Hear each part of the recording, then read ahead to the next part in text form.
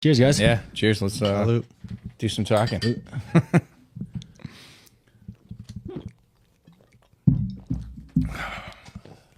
That's good. You thirsty? I had a sandwich. I had a sandwich, so I have an excuse. All right. So we're here because, Lapierre, you said you wanted to talk about Afghanistan, so I think you got some stuff you want to get off your chest. Yeah, I think just what the stuff going on there and like what's happening in Afghanistan and the feelings are out there for everybody from veterans to people who work there or whatever it may be. We just obviously everybody feels a different way. The issues that happen there, they just they snowballed and they maybe shouldn't have been done the way they were, but just dealing with the Afghans and stuff like that, like they're not all bad people, right? No. But it definitely strikes a kind of a feeling where you're like, hey, like this 20-year war that like people were born before the war and now are like serving in the war and that kind of stuff. And then we brought on Kyle Andrade. He was deployed with me in 2012, different platoon, so he had a different experience. Where was that exactly? Where were you? We were in RC East over at Jalalabad, Nangarhar. Okay, yeah. So we were over there. You guys were in. We were in Logman. Yep, Logman. Yeah, so it was like the northwest of JBAD. Yeah, so we had a lot more of like the city area. It was definitely we were driving through cities a lot more. It was downtown JBAD, going through there. I mean, like you said, everyone had their own experiences. My base ended up actually getting attacked, I think, 3 months when we were into our deployment. Because it's funny because people like to joke around like, oh, the Taliban aren't that smart, they don't have any really good tactics and stuff like that. Yeah. some people will just they think they're like just farmers out there, but they just pick up. But they've been fighting a war for like hundreds of years. Yeah, so they kind of exactly. So they knew we were coming, but they're warriors. Yeah, so they always know when new unit gets there. They see the patches change and stuff. So I think that's because before that they had no issues at that base. We were actually at a much smaller base. We were down the street from Finley Shield. No, yeah, Bob Fenty was the main base where you had the airport there where people flew in, and we were on a little bit smaller base down the street called Fob Fenty. And prior to that, they had no issues, but it just seemed like 3 months into it, we were in there. All of a sudden, we're getting our base attacked. They actually parked a 250-pound V-bid right outside our wall, blew it wide open. There was actually an Afghan security guard that was there on tower guard. He ended up getting killed, and luckily no Americans got killed. But yeah, they blew open that wall. They had probably like a squad-sized element outside the wire just waiting to come in. And luckily, where they blew open the wall, we had all our B huts over there where a lot of the people's lodging was. So we already had guys over there kind of laying down fire on that wall when they came in. So there was only about 3 people that actually got in, and the rest kind of like went into we had a little village behind us, and they were kind of hiding over there, kind of like in the huts and stuff. Yeah. So it's just crazy to see. Because I remember like it was yesterday. I mean, I was in the MWR. I think I was like talking to someone back at home. I was on the computer, and I just hear this loud bang, and then I look up on the roof. It's like you see all the dust coming down, and I leave the MWR. I see my squad leader at the time. He's out running with his like M9 out, because we really had the option to carry your M4 around or your sidearm when you're on base. I see him running, so I immediately just just start following him, find out what's going on. And I thought we were getting hit by mortars at first because of the bang. But yeah, it was just a huge explosion, and it rocked the whole fob. And then we weren't actually on the side. I was on the whole opposite end of the base too, and I heard it like it was right on the side of me. It felt like a mortar hit right outside my building. I was like, oh my God, what the hell is going on? But when it comes to the point, muscle memory hits. Without being told, you go get your stuff on. Get your weapon. We had like this little theater that this brick building that we stayed at, and on the top we had our 50 cal up there, our Mark 19, and we had a couple other crew serve weapons, our 249, 240, and stuff. And there was like I said, there was a village right behind us, and we saw them kind of shooting at us behind this hut. So, you know, we were kind of laying down rounds in over there in the wadi and where that hut was. And it's crazy, man, because this is how they like play that game against you, because we found out that there was actually a family inside that building and they were behind it. So they were trying to get us to shoot at them so we could take out the family, and then they got beef or something. Yeah, and then there's more potential like people that want to kill us after that. It's like when they get intel, like, oh, these guys have these poppy fields, but it's like the intel's coming from like their like rival like growers or whatever. Yeah. So real quick, I should introduce it earlier, but this is David Connors. We're both in the pad together, and I wanted to bring him on because, you know, everyone here, you know, served in the infantry, and Connors didn't get a chance to deploy. So I think that's interesting perspective, where because Connors is a bright dude. He went to the Citadel, and had he decided to follow through with being an officer, he'd probably be like an 03 by now. Yeah. So like have that want to join the fight, you know what I mean? And like no beat around the bush, kill some fucking Taliban, you know what I mean? I just wonder what your perspective is with Afghanistan and all that kind of a mess. Yeah, I mean, it's pretty weird being a post 9/11. Like, I remember 9/11. I remember that, you know, growing up into being like, oh yeah, we're going to go fight the war and that kind of thing. Going to a military college where I studied political science and international affairs. So like the wars were a pretty big part of that. And then getting in basically just at the wrong time to go anywhere. Like I know a couple people that are like active duty friends of mine that like I went to basic with that deployed, but it's like a handful out of my entire class.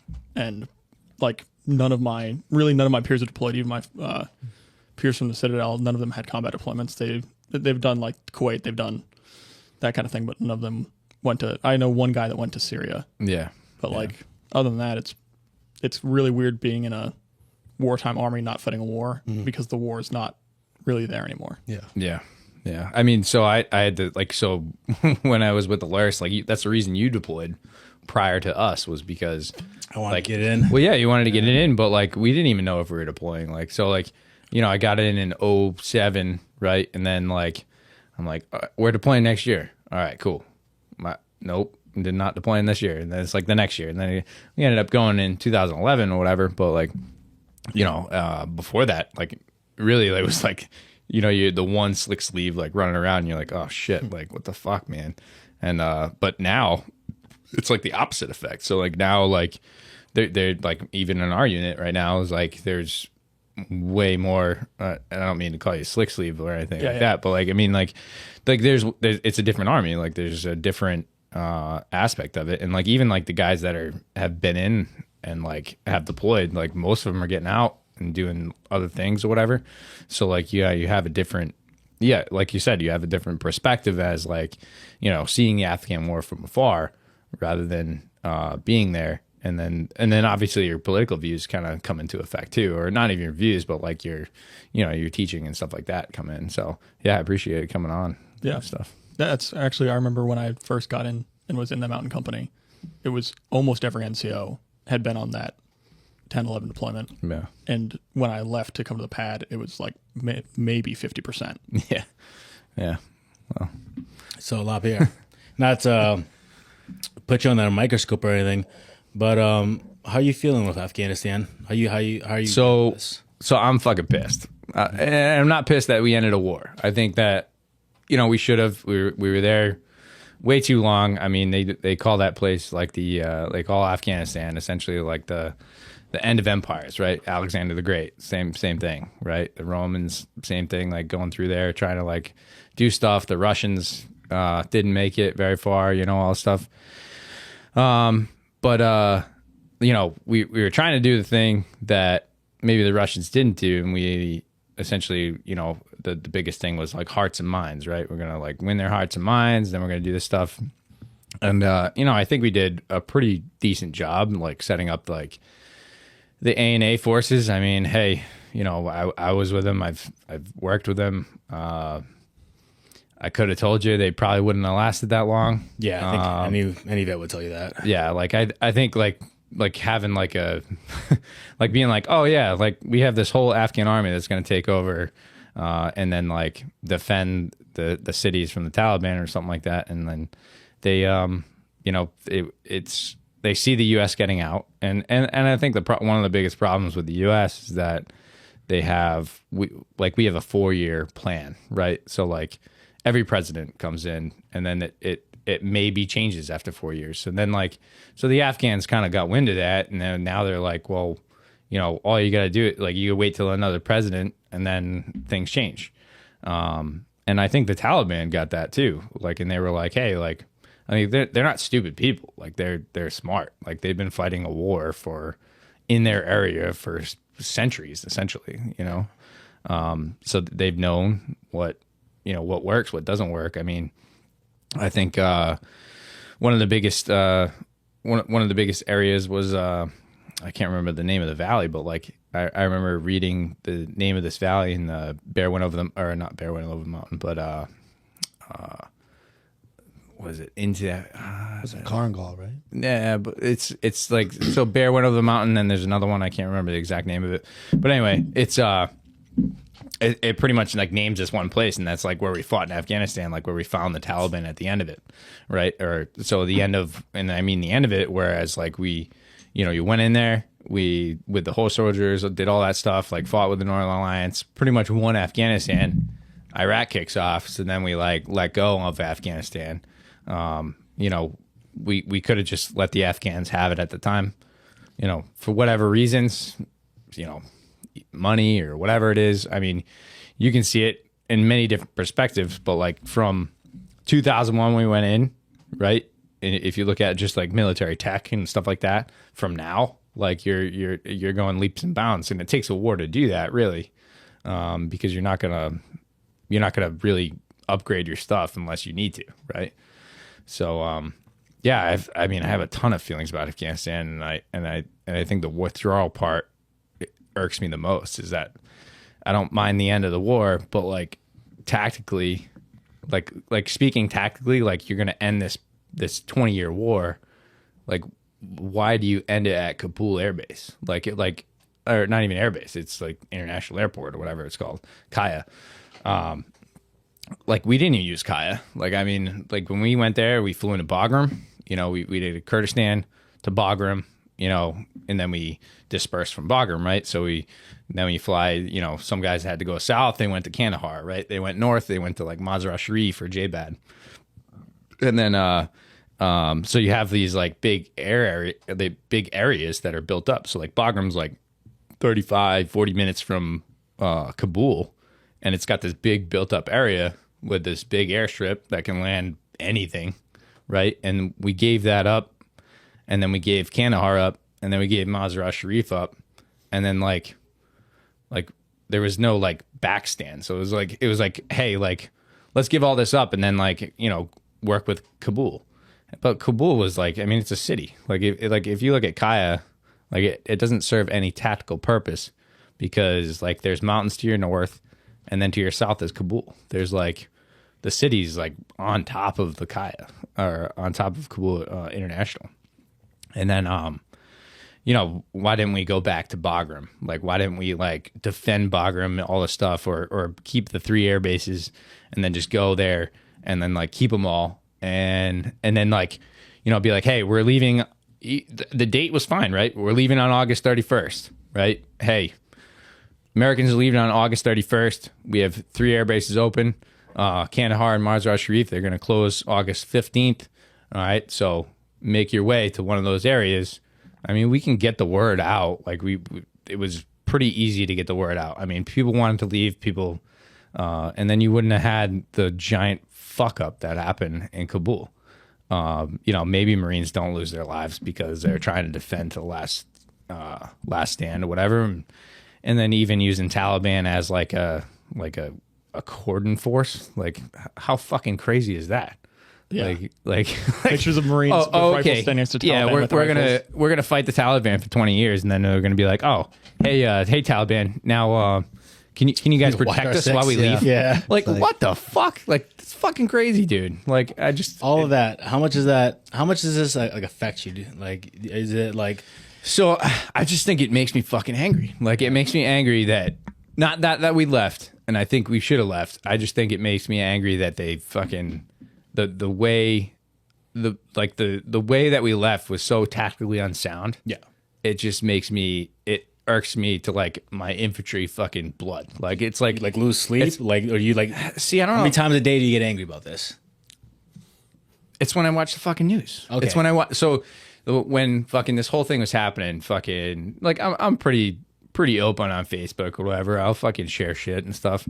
But like I had to fucking get rid of it. I had to fucking I had to fucking block it off because I could not fucking watch that shit because it would irk me to fucking hell. Like, and I couldn't deal with it. Like I didn't want to fucking deal with like how bad like that exit was. Was that kind of like your limit where like you would go on Facebook, you would get kind of triggered, and then you like, you know what, I need to just get off Facebook. Was that is that as bad as it got for you? No, I think I delved in. Like I fucking was like, what's going on there? What's going on there? Like you know, I even asked like some people in the SF community I know, like, and I was like, hey, like what's going on there? Like, you know, all the stuff and whatever. Okay. And then like it just kept going. It was, you just did more and more research. Yeah, like looking into it, and then I was like, fuck, man, like this is fucked up. And like people, I mean, fucking people are still there. Like it's not like we got all Americans out. Like, well, some of them want to stay too.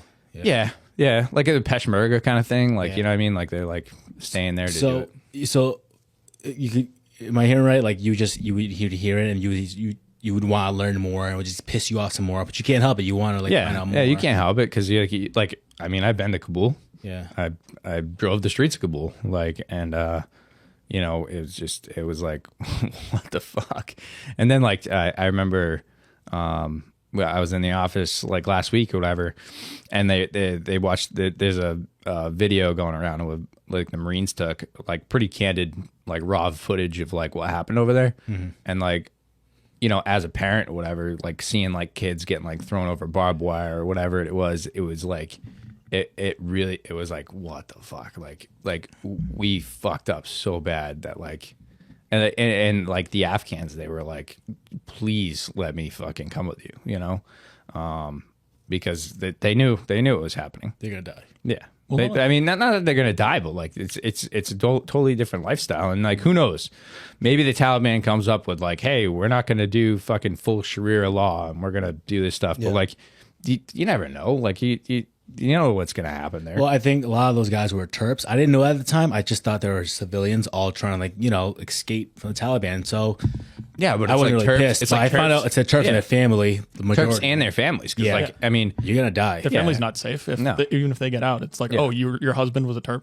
Like, yeah, and like the Taliban talking about like they killed like a bunch of police chiefs. Like dude, in Kabul, like that was my job. Like the last 2 months I was there was like talking to the AMPs. Like it was like, you know, we do these KLEs with the AMP police and be like, hey, what do you need and stuff like that.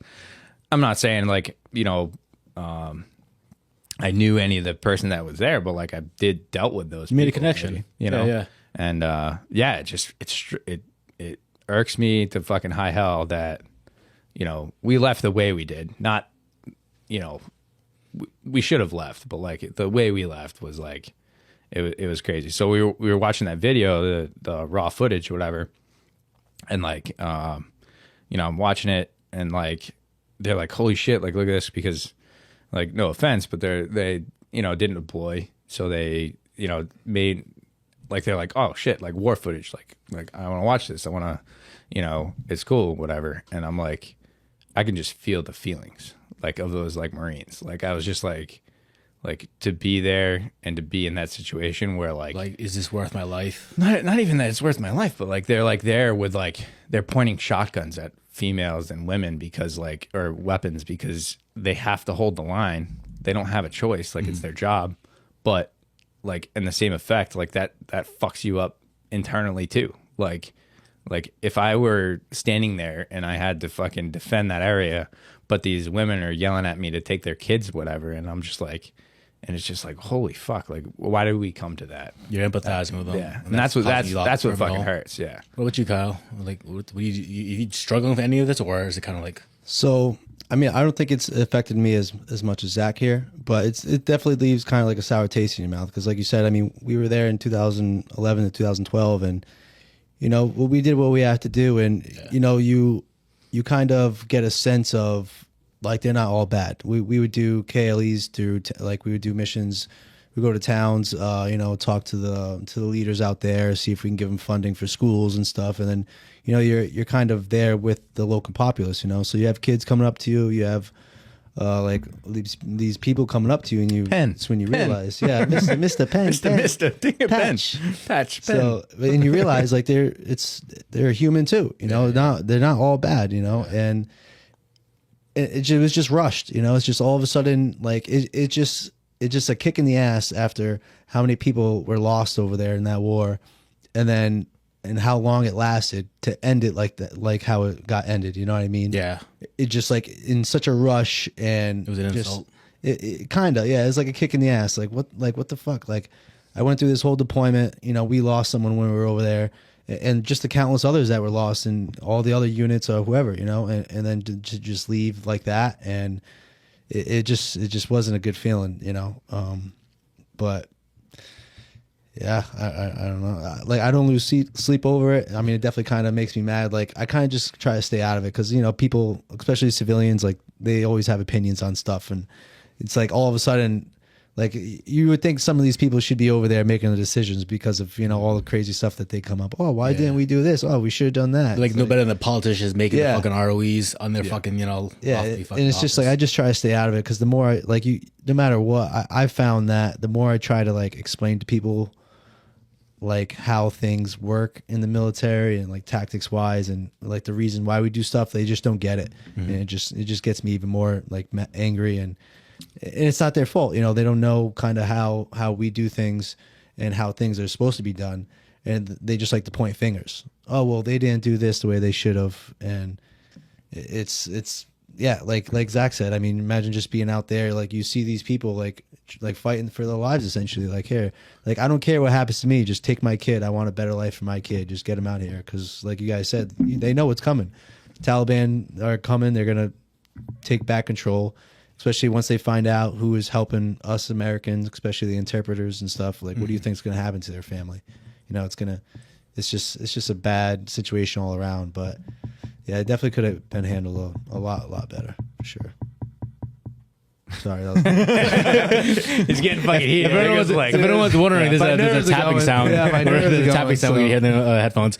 So it doesn't sound like you're too triggered or too. I mean, obviously you feel a certain way, but it doesn't seem to be affecting you greatly. Like I don't think it affects me greatly. No, I don't think it affects me too greatly. Of course, like just hearing about it and seeing it, I kind of feel some type of way, but I don't let it bother me too much. Yeah, I think I'm on the same page, and I think it's largely because I didn't sign up for Hearts and Minds, and I'm not saying either one of you guys or anyone in this room did, but I know when we went over there and then the mission was Hearts and Minds. I'm idealistic. Like I want to help young school kids and all that, but I signed up because I want to kill Taliban. No doubt about it. Yeah. I wanted to put bullets in Taliban's heads. Mm-hmm. Yeah, and we went over there and we killed a bunch of Taliban. So largely, I think that's why I don't feel too upset. And but I can see you're a little bit more worked up than I am. Yeah, it's and I think I said this before too. Like ever since I had kids, I've kind of like had different feelings about things. Okay. Like different, like when I watch movies and stuff like that, where like kids are getting hurt or whatever it is. Like I feel like I have definitely way more empathy than I used to. Like so, like obviously going on deployment, like I was like, fucking, let's kill these fuckers. Like all this shit. What and every fucking kid or every one of them is like, it's a suicide bomber or whatever it may be. Like they're out there, right? And that's what I did. I signed up to go there to fucking kill them. The Taliban, not the kids. Yeah. No, I got you. Yeah. But I mean, like, so, after 10 years after deployment and stuff like that, almost 10 years, my perspective has changed quite a bit. I think like having kids is definitely changed me to an extent where I can, sympathize and empathize a little bit more than I used to. Mm-hmm. Just for the fact that, and like I said, with like watching movies or whatever it is, when kids get involved, like that fucking makes me fucking angry. So, you know, and like those kids at the time, right? So the kids at the time I was there, like now they're fucking teenagers or fucking in their 20s. Yeah. And it's like, all right, well, you know, they have to make a decision too, like what they're going to do.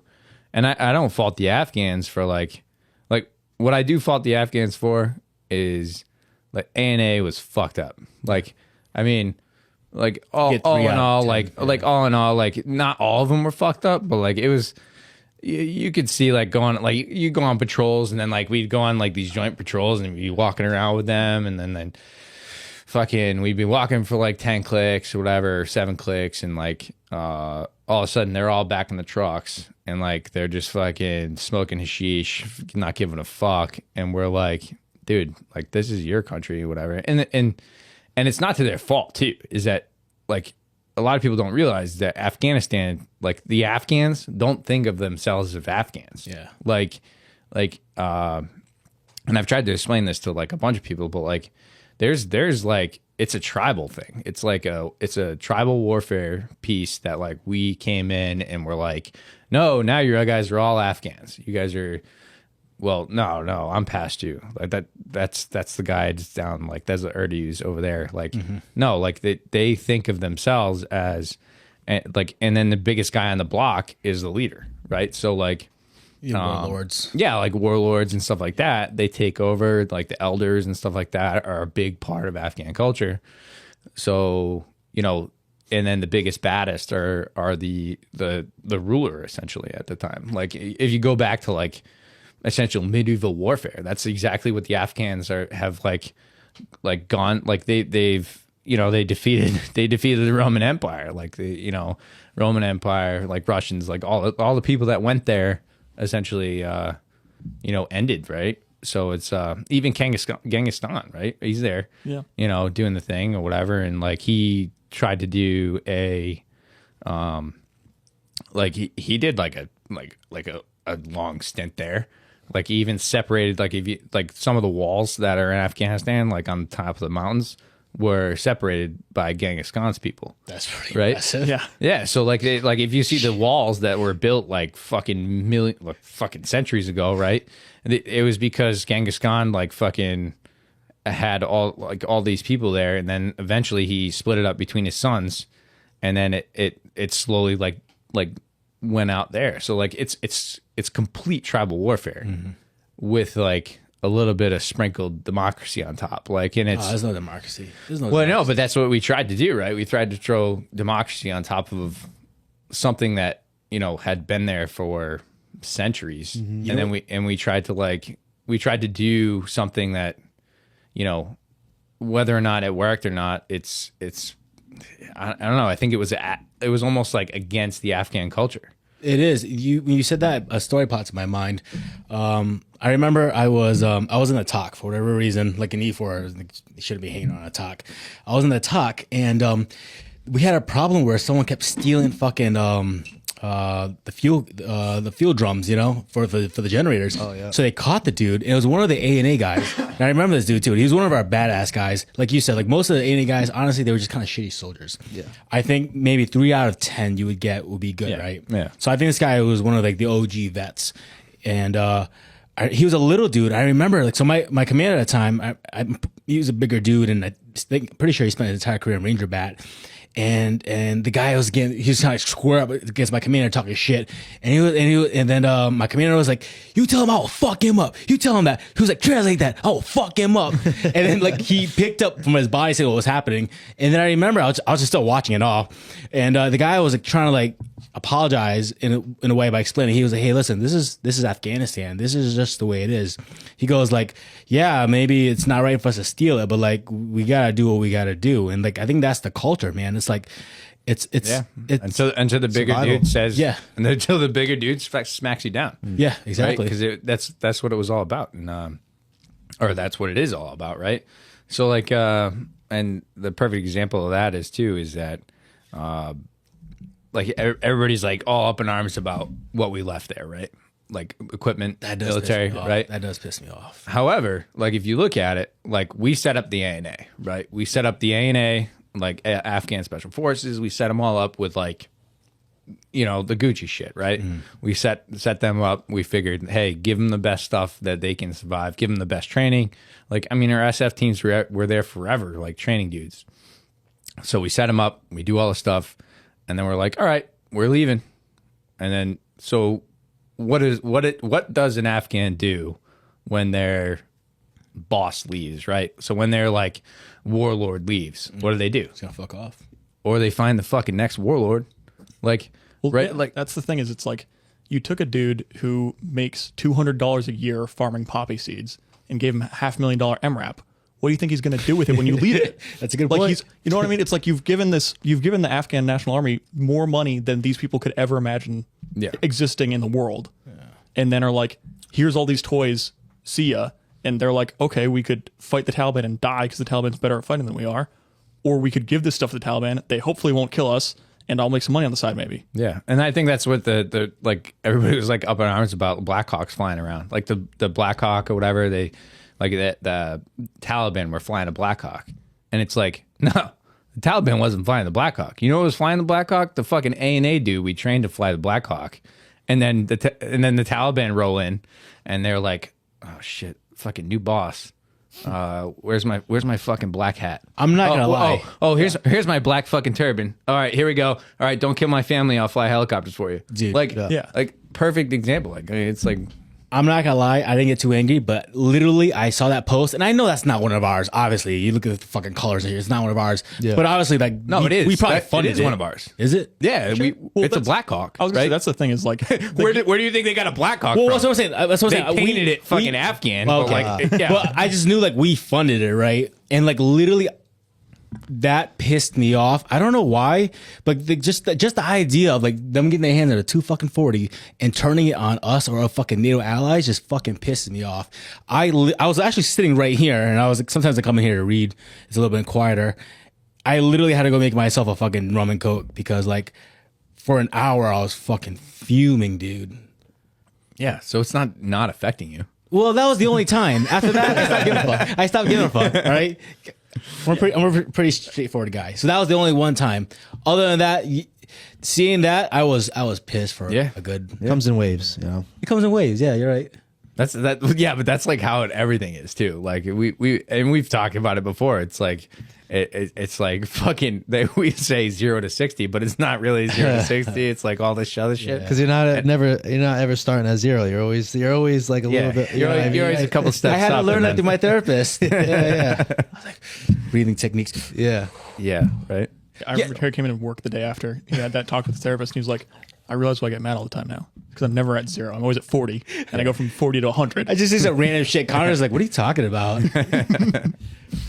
But I mean, like I guess that's part of the reason that like it may have like pissed me off more was that like all right, so seeing this Black Hawk, right, and a Black Hawk to anybody else that's not in the military, is just a helicopter. Yeah. But to us, like it's fucking dust off. That's or it's fucking like That's my it's baby. dust off, Yeah. or it's fucking it's That's the my ride, best friend. It's the ride out, or like whatever it means. Like so, there's a different like connotation with like it's not just a helicopter. It's like it's your fucking like I don't know. your It's your, lifeline. it's your savior, right? Yeah. It's like I mean, we fucking lost a dude when we were in Logman, right? And like we call dust off. They come in, fucking we run the dude to the fucking thing, and you know he was all fucked up, right? And we get him to fucking J-Bad, gets some fucking work done. He gets to fucking Bagram, you know, ends up passing away, but like you fucking got out of there, right? Like, I mean, like,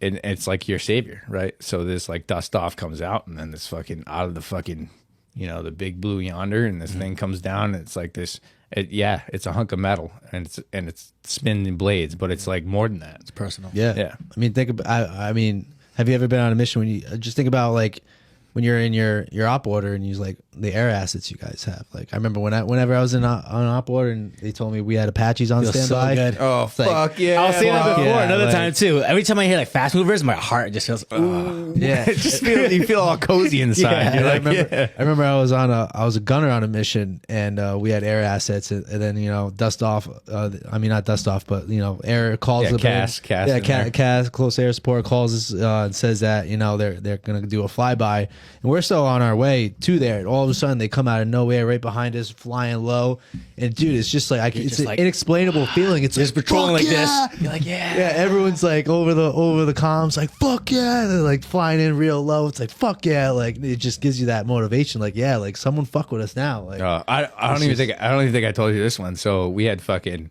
It was our last mission there, right? We have these fucking.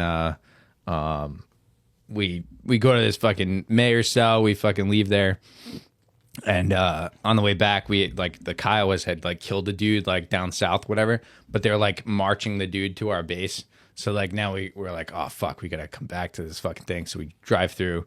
All of our fucking vehicles get deadline. We drop every gunner because they're fucking throwing rocks and fucking bullshit. Because that's what they do. Yeah. And the fucking, I mean, the Afghan kids could be in the fucking MLB. Dude, those motherfuckers can throw some fucking it's rocks. scary because it's like they're throwing it at the window too, and it's like I thought this thing was supposed It's to be fucking up ballistic. armored. It's up armored, but it's fucking cracking. Fucking just cracked my window with this big ass rock. Yeah. So we fucking get back to base, whatever, and then we have this like big like, oh hey, there's gonna be tons of people. They're outside the base, whatever. And he had a fucking dude, a B-2, fucking B-2 fucking aircraft, like the bombers. Fucking I've heard of them. I don't know what they look like, dude. I'm not, It The flying flew- wing, those huge like. Not the like am I picturing like I don't know. I don't know if it was like a Strato Fortress or B-52. fucking B-52, whatever. That fucking thing was low. Like is that the movies like the movie Pearl Harbor? Those planes? Is it? Think of like a commercial, like a 747, but it carries bombs. Shit, I don't know about anything about planes. dude, this thing. I mean, this thing was a big black fucking behemoth, right? Okay. And it came out of the sky, and that fucking thing like just over It's the a fucking dragon, cop, all right, a over big the dragon over the came. cop, man, dude. These Afghan this thing could do nothing, right? It could drop thousands of pound bombs, but like nowhere near us or whatever. But that fucking bird flew over and just like, and you're just like, There you go. Oh, dude, that's a B-52. It fucking flew over, and I was like, "Oh my god!" like it's just like, "Oh shit, dude!" Like that's part of the anger. That's part of the anger comes from, where it's like I want accountability. Whoever let that happen, because there's no way that was tactical and on purpose. If anything, like if you want to call it conspiracy theory, that's being a reason why they left it for us to get back in there. But the fact that no one is holding accountability as a leader, that's fucked up. Like because we were fucking, what was that fucking we were missing an ACOG, right? Wasn't it an ACOG? Yeah, I can see that. Yeah. We were fucking, so the unit's missing an ACOG, right?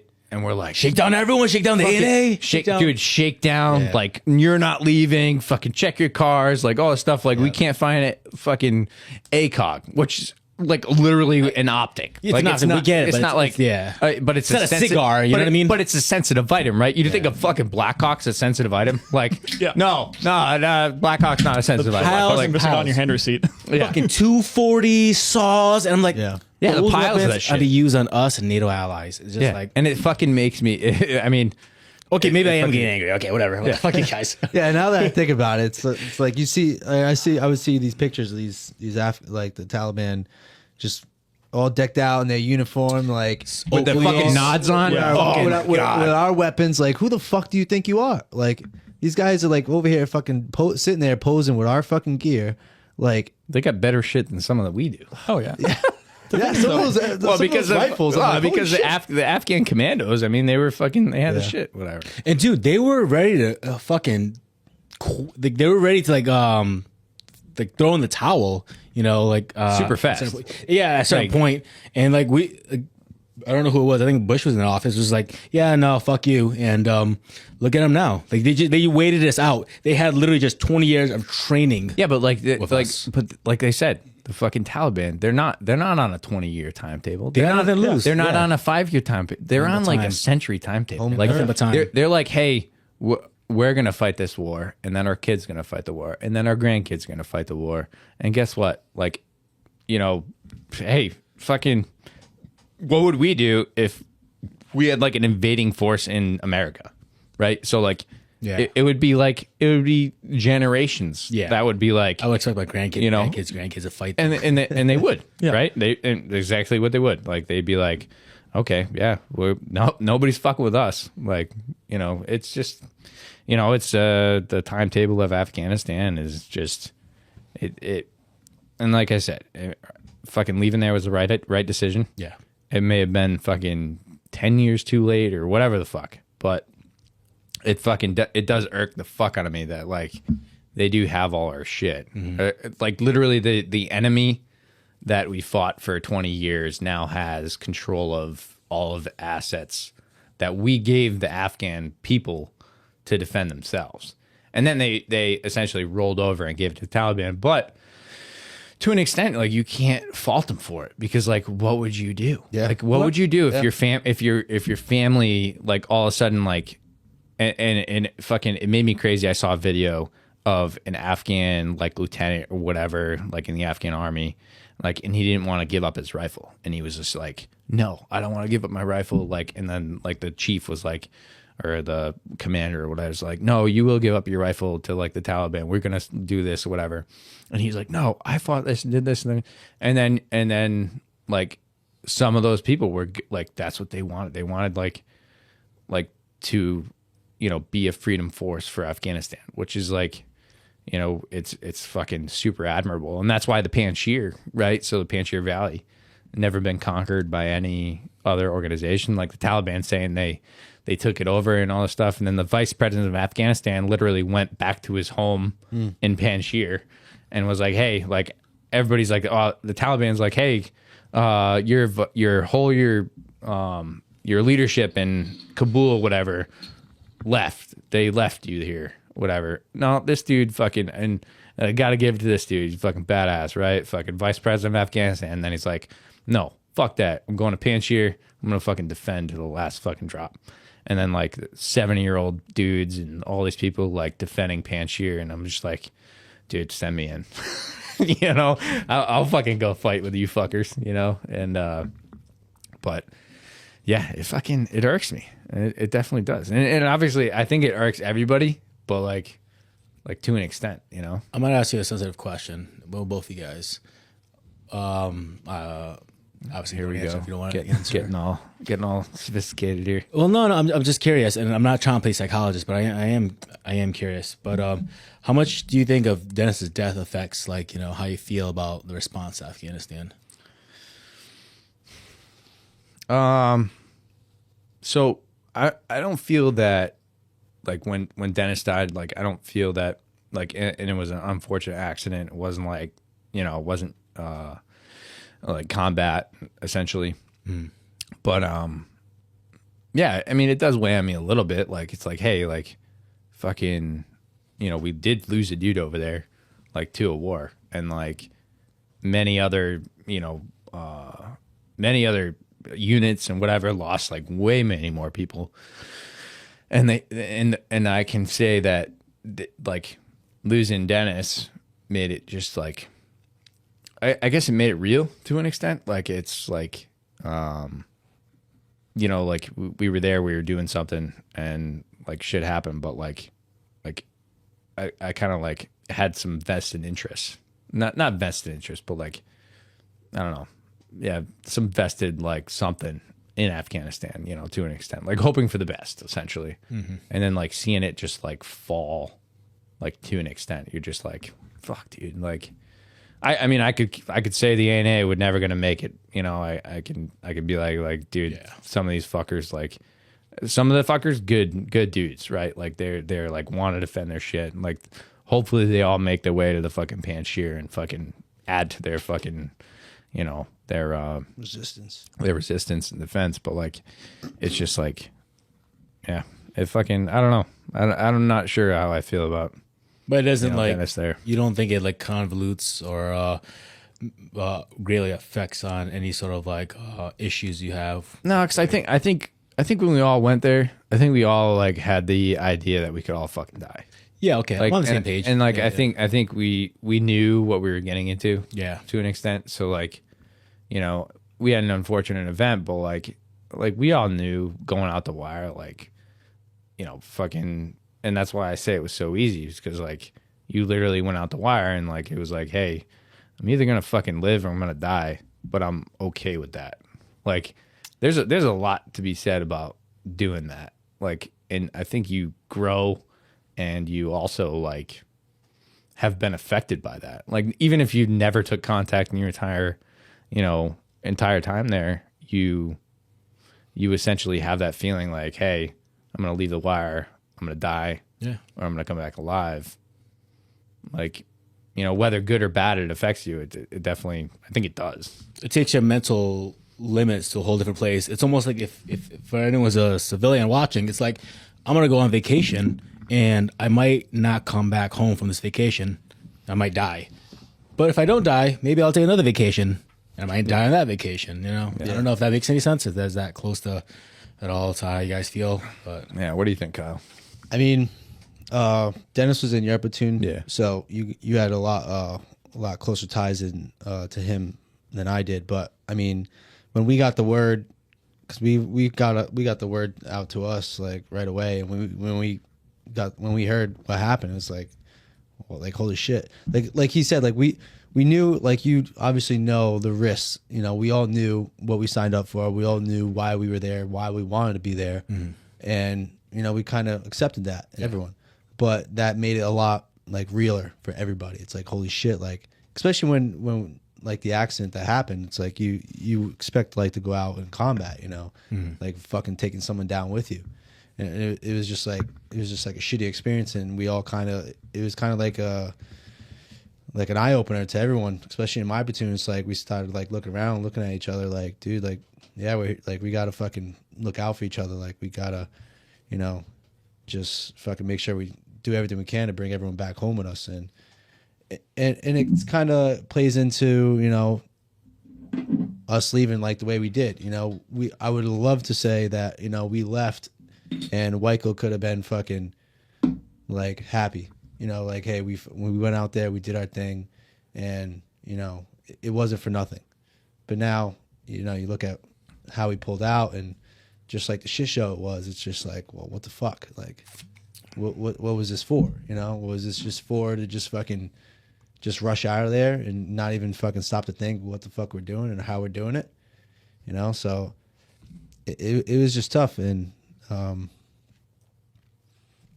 yeah, like again, I never really try to, I've never had an opportunity, like every time when it comes to like stuff like that, I never try to think too much into it, because it's just easier for me to just block it out and just like, I just choose to feel nothing about this, because if it's either 0 or 100, like I'm either gonna just like, all right, just I don't want to address my feelings because of what happened, or it's just like I'm gonna be fucking pissed off all fucking day. My fucking loved ones are gonna know I'm pissed off. My friends are gonna know I'm pissed off, because it's just, I don't know, it's just the type of person I am. Like when I have like something I feel very passionate about, it's like it says it all over my face. I can't hide it. And I was 18 when I was over there, and same thing like he said, it comes to a point when you go out there, you're leaving the wire. It's just like, it's easy. Like I didn't have any bills. I didn't have anything to worry about. All I knew was the person to my left and my right. Like I would fucking die for them. I'd take a bullet for them. Like I care more about making sure that they get home safe than my own safety. I mean, it sounds crazy, but I mean, I'm sure a lot of people that's been there, they can relate. Like, well, if it's up to me, like I would die for everyone there. And it was just easy going outside the wire and be like, hey, if it's my time to go, it's my time to go. I'm not going to sit here and, like think otherwise or doubt myself or just be afraid of it. It's just like, I'm here for a reason. I wanted to be here. And now my only job right now, as I leave this wire, is to make sure all my guys get home safe, and it just, it was just like, it was a good experience, but definitely an eye opener, because I remember it was right after our base got attacked, actually. And my grandfather had passed away when I was in deployment. And I actually ended up going home for emergency leave, and it was just crazy, man. Like it was just unreal. Like just 2 days ago, I was in a war zone on fucking mission, going outside the wire on top of a fucking Humvee in a gunner's turret, just thinking like, dude, if I get hit with a fucking V-bid right now, I'm fucked. Like I'm done. And then I'm there home, like in my hometown, have like all my old friends or whatever going out in town, like people I went to high school with, like talking to them, and just like just like these like no one knows what the fuck's going on the other side of the world. And I don't blame them, obviously, because like I signed up for it, they didn't sign up for it, but it's just amazing how I don't want to say arrogant, but just like how naive people can be about like what's going on. And sheltered. just hearing like my people from my hometown just complaining about the same old bullshit and just worrying about the same old bullshit. It's like, dude, fucking people are dying on the other side of the world. Like these motherfuckers are strapping fucking suicide vests to kids and telling them to fucking go blow himself up because, you know, when you die, you know, you're going to get your 99 virgins and you're going to go to fucking Allah and you're going to be praised and shit. It's like, people don't fucking realize how horrible the world really is. Yeah. And that's why it drives me insane sometimes, like, just media today, I just feel like they're just trying to turn everyone against each other. You know, you can just name a subject and you know, it's always just one side against the other. Yeah, makes money. Yeah, and it's just ridiculous because the shit you're complaining about doesn't mean a fucking thing. Like, look at those fucking the mothers over there in Afghanistan throwing their children over the barbed wire just in a hope, just in a hope that their kid could have a better life than they did in Afghanistan. You know, it's just that's the thing that really gets me. Yeah. It's just it just drives me insane. Like people just complaining, bitching about this, bitching about that, and I get it. I get there too sometimes. You know, you just kind of fall into that, and then I just try to look back at, you know, my time in Afghanistan and my experiences and just realizing like, hey man, it could be a lot fucking worse. Yeah, those people every day, their life is a struggle. Yeah, every day is a struggle. Absolutely. Another instance too. I remember being on a dismount mission.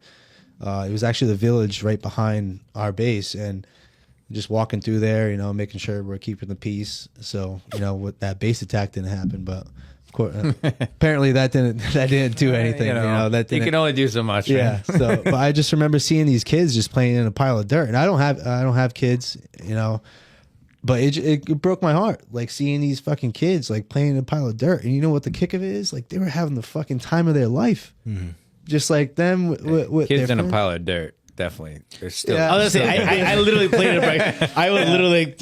That's not a project playing in dirt, but I know what you But mean. like these rocks are like they're action figures, you know, and they're like playing with these rocks and they're having the time of their life, and it kind of like broke my heart. Like I almost kind of like I was like kind of choked up. It's like holy shit, like these kids will never know like.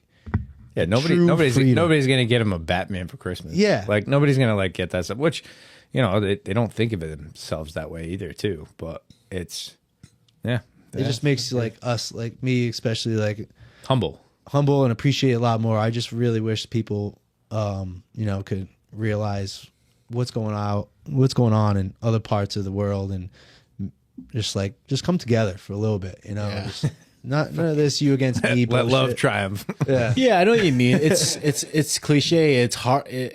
But it's true, you know. And it's really hard to have that pull yourself out, have that 6,000 foot view, and maintain that view, and realize, oh, that's, you know, in the grand scheme, it doesn't really matter because, you know, we're in the grind every single day. So I know what you mean. Because the thing is, I've struggled with that myself. Whereas, like, I've almost died. You know what I mean? And so, like, if anyone should be able to, like, put themselves in a shitty situation, I should be able to, like, put myself there, or, you know, but then I get upset about stupid shit. I guess I get upset about the guy who cut me off, or someone who I think gave me a dirty look, you know? Like, you would think, like, I would be able to have to turn it on and to be like, be so grateful, be alive. But no, like, I'm back in the minutia of things, you know what I mean? So I feel you there, man. It's just... Yeah, it's just normal. I mean, it's just perspective, you know. Some people not going to have that perspective because they didn't sign up to do what we did, you know. They're not going to have those experiences. I don't blame them for it, but I just wish people were a little bit more kind of understanding about, you know, maybe a little bit like to us, you know, like to the military guys, because it's so easy to blame the military. Yeah, but I also feel that like it's like it's. And I don't want to fucking, I don't know if I want to say this, but Say it. Sorry, so cut like it out. so veteran organizations, right? Like, so these people that like help all veterans and like do all the stuff, like everything, it's like, you know, and obviously everything is like appreciated, but it, like to an extent, like it's just like, it's not like, I don't know, like it's like I feel bad. Like I've always wanted to do the the fucking ride horses or whatever with the fucking Stone it's like Ranch? Dream Ranch or Dream something or whatever. And I was like, oh, that'd be fucking cool. And I was like, and then to me, it's like no, like it's not for me. It's for like broke veterans or like fucking, you know, veterans that got injured or whatever it is. It's like people that need to like do that stuff. And it's like, I even my fucking VA rating, I fucking feel bad. Like that. Like, don't. no, I know, but it's fucking crazy. It's like, so like fucking knees, back, like whatever the fuck. Like I have like literally 0%. Like, cause I just, it was like, I just felt like I felt like I wasn't due to it because there were so many other people that were like due to it. And then like, I didn't want to do that stuff. Like I didn't want to like put out. Are you taking it now though? No, dude, come on, dude. I have literally 0%. You taking, applying, and taking for what you deserve doesn't take away from the next. No, I know, but I like to me, like I know, but to me, it meant, fuck you. I'm telling you, man. Coming from a guy who dude, I'm collecting at 70% right now, right? And You know what fucking makes me and most people no, would say stop, I should be getting stop. 100, right? You know what Hold makes on, me stop. fucking crazy? Go ahead. No. Is Go that ahead. fucking you, right? You motherfucker that you got fucking shot in Afghanistan are making fucking 70%. But I know a fucking dude. I know. That motherfucker deadlifting all the time, whatever the fuck. Like that motherfucker came back home and was like, boo boo doo, like I'm hurt. You all know those guys. Fucking 100% fucking disabled, that motherfucker. Like, Dude, he's fucking raking in the dough, Dude, and people like you are like Always gonna be fucking people working 70%. the system, man. And it makes me And what fucking so you should pissed. pay now, so you should even give less of yourself by not taking anything, so that they could keep fucking leeching off the man. system, so it balances out. That doesn't make any sense, dude. Dude, Okay, I co-signed yes. you signing up and getting what you earn, right? They started me off at 30%, bro, for the longest time. Yeah, they started me at 30%. Can't run anymore. Infantryman who can't run. 30%. 12 surgeries. Yeah, fucking. 12 surgeries, fucking shot off a fucking mountain in Afghanistan, fucking threw himself off the fucking cliff, landed in a fucking shitstorm, and then like, Well, because I kept going back to the hospital because my shit hurt, so I thought they would just give me more oxygen or something because it hurt so bad. Yeah. They were like, and then I come back, but like, oh, look at now I'm at 50. You know what I mean? I didn't know any better. I just thought Yeah. maybe it was I don't know. Yeah. But long story short, dude, honestly, man, if you're looking for a cosign, I cosign, dude. Just go get your fucking money, dude. Go get what you fucking earned. I Your know. fucking knees I know. hurt. Go get fucking taken care of because of your knees. what infantryman's fucking knees don't hurt? All right, then then they should all get it, and they should all get it. Then you know why? Because if you're a mechanic and your knees don't hurt because you weren't fucking like humping a fucking rucksack up a fucking mountain for a fucking year, then you don't fucking deserve that 10% for your knees. Hey, we jump out of planes It's too. been 12 years. So No, I'll get you. I'll get you fucking squared away the right guy. Fuck that, man, bullshit. I know. You just gotta look out for yourself. I know, man. But it's like it to me. Like it was always like, hey, like it's not for me. I can still like walk and talk. Like I'm fucking good.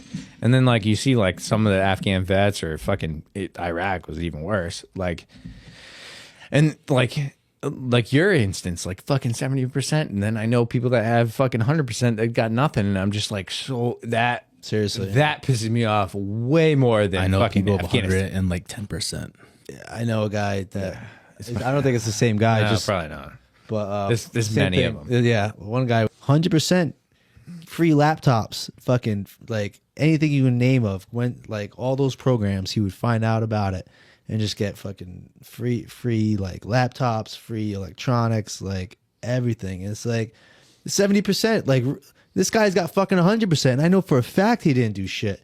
I know for a fact Yeah. that, you know, he's not showering for a fucking week. He's not cutting his hair just so he can go in there and prepare himself for that fucking meeting and go in there and cry. Like, I mean, anybody and like and like to their fucking benefit or whatever, they don't give a fuck, right? So like they're just That's like their life, yeah, fine, yeah, like whatever. they're like you know, I can like I'm do this like they for whatever reason there are some people that just feel that they are entitled to it and you know maybe they are or whatever, like they did a deployment, they did this, they did that, and then maybe they are, but like it like to an extent it fucking dude it makes me fucking crazy.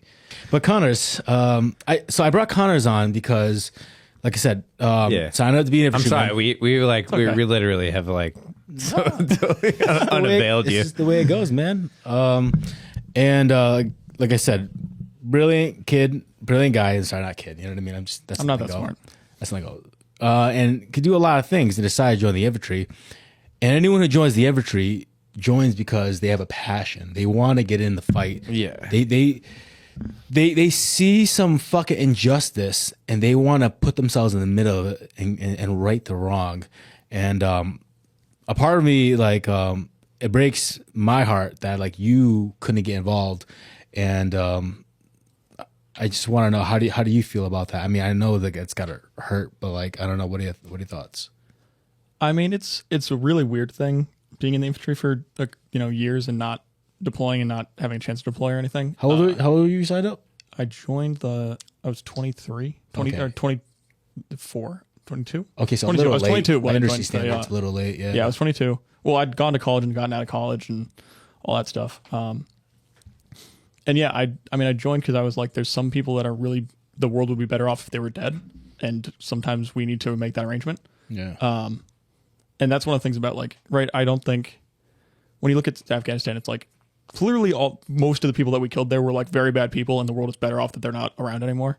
Right? Like I don't care what God you believe in, what your morality is, whatever, but it's like if you've decided that the moral thing in the world is to stone a woman to death because she got raped, like you're not a person you're not a human to me. Yeah. No, hey, fucking true. And not being able to participate in kind of helping people that are in those situations is not like, that's why no one joins the infantry to like sit around under a weekend. You know what I mean? Yeah. Like even if you're in the National Guard, at least in post 9/11, right? Pre 9/11, things were very different in the National Guard, but post 9/11, like everyone, I think at least most people that joined a combat arms branch did it because they expected to go get in the fight and they just wanted to do the Guard as opposed to active duty for other reasons. But it's really weird because like everyone now is acting like this is a big surprise. And it's like, no one that I know that was in Afghanistan or studied Afghanistan or knows anything about history or politics is surprised in the slightest. Mm-hmm. Like none of you guys are surprised that the ANA fell immediately. No one else I know that worked with the ANA is surprised that they fell immediately. I remember watching a documentary 5 years ago where they were like, oh yeah, the ANA is useless. And it's like, yeah, well, that didn't change in 5 years. You know what I mean? And the same thing when it comes to all the refugees and stuff. It's like, well, if you look at like, this is Vietnam all over again, it's like, we didn't have a plan. We weren't, it's not, none of this is actually surprising to anyone that knows anything. Yeah. And then suddenly it's on the news and it's like, oh, everyone's surprised that Afghanistan's like the way it is. And it's like, it's been like this for 20 years. It hasn't. Yeah. Sorry, that's what pisses me off too, because you nail so many points right there where it's like, this wasn't a surprise that the ANA was fucked up. I think out of like 10 soldiers, ANAs, you'll get 3 that's good. You know what I mean? Of course, you're going to hear like some people say their ANA was great. Yeah, they're not 100% shitbags, but largely they were just undisciplined groups of fucking like hillbillies. Like they just sucked as soldiers. So like, how did our higher ups not anticipate any of this and plan accordingly? That's the question that like it's not that they didn't anticipate it though, right? Like that's the thing is even the top brass. Like I don't think anyone from the president all the way down for the past 15 years would not tell you that the ANA was useless, right? Like, but they acted like things were fucking honky dory. Yeah, but I think they thought they'd had more time. Yeah, I think like they thought regardless they'd be of able to, they get out, there'd be a couple months, and the news cycle would fade away, and then Afghan would fall quietly. But are you saying that they acknowledged that the ANA was fucking ate up and was hoping they had more time to play with? Yeah, but I think they knew that it was fucked up. They knew that Afghanistan was not going to last like another year, but it would buy them like months, so they can be like, all right, and Kabul would be the last to fall, right? So like, but.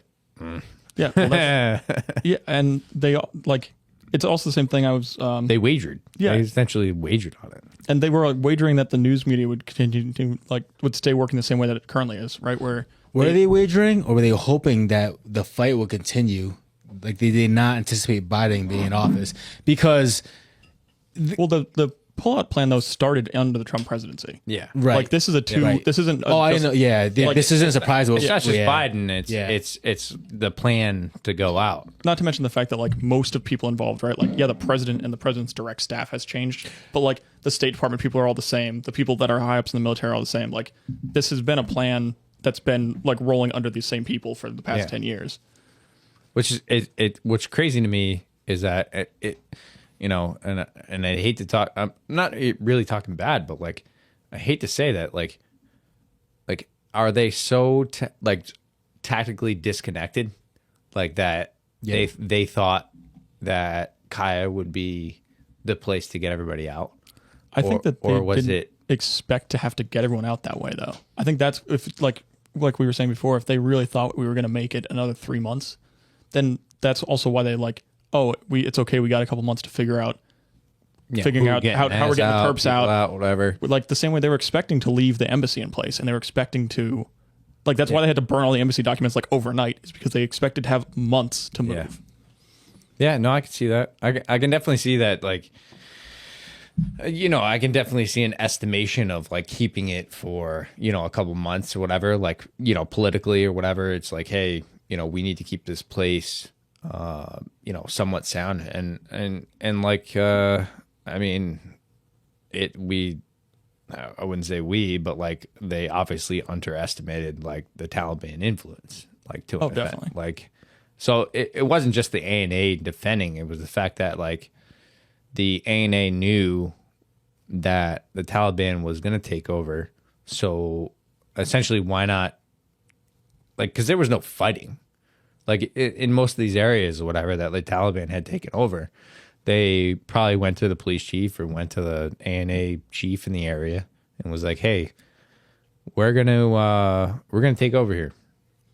What do you want to do?" So here's the thing with my contention though. It's like I don't give a fuck about the ANA or anything like that. Like whatever. Like my beef is like why wasn't our higher ups ready for that? Like you say they potentially hope they had 3 more months. That's what I mean. I think they were ready for it. I think that and like Connor said it, they thought it would take a little bit more time to get to. No, I think they had all the time in the world. Like fucking even Obama during his presidency was saying, "Hey, we're pulling out."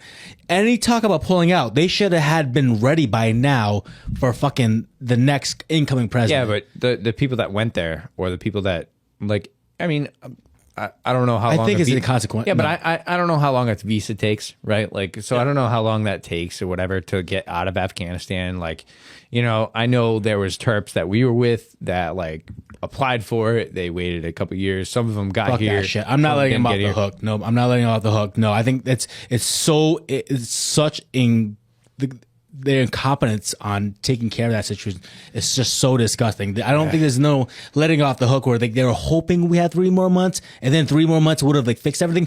Fuck no. They had this Obama opening his mouth talking about we're pulling out. All right. So by this point, like when have we ever done a mission where there wasn't a fucking con op and op or fucking this or that. And in fact, like the whole fucking with Afghanistan, there was no benchmarks. There was no clear goals. Like our goal initially was there. Hey, where the fuck is Bin Laden? Give us Bin Laden. We're gonna go fuck shit up. They didn't want to give up Bin Laden. We went there to go fuck shit up. And now suddenly we're doing hearts and minds. And now we're suddenly there forever. And now what the fuck is the fucking point? What is the mission? My mission was go to kill Taliban. But as a country, I don't want our brothers, our you know what I mean? Like I'm an American. I don't just see myself as Laotian American. Like I'm proud to be Laotian, but I'm an American. So when those 13 Marines died, like they're my countrymen. They're my brothers and sisters. And I know they died and very proud of their service. And maybe because like I kind of been there, done that. Like I get it. Like, cause when you're 19 years old, you don't give a fuck. You just want to serve your country. At some point, we're like, was it fucking worth it? Could it have been avoided where this fucking shit show didn't happen? And I think that's what pisses me off. It's like, someone has to pay, and I'm not about trying to like lynch people, hang people, but our fucking leaders fucked up so royally, and no one's coming forward. Owning up to any sort of fucking piece of this. It's all fucking quiet. They need, they're gonna brush it underneath the rug. Like a fucking Joe fucks up, you get fucking destroyed. Petraeus leaks fucking goddamn information to his mistress and it gets leaked. Oh, what happens? Oh, whatever, because it's Petraeus. Yeah. You know what I mean? Like, I get that. I got respect for him. But the thing is, like, he didn't pay for that. And there's people way above our pay grade who aren't gonna pay for their fucking blunders. And that pisses me off. It's the same thing as these motherfuckers in their ivory towers making up the fucking goddamn ROEs. yeah. And it's like, they just don't have a connect with being on the ground. Yeah.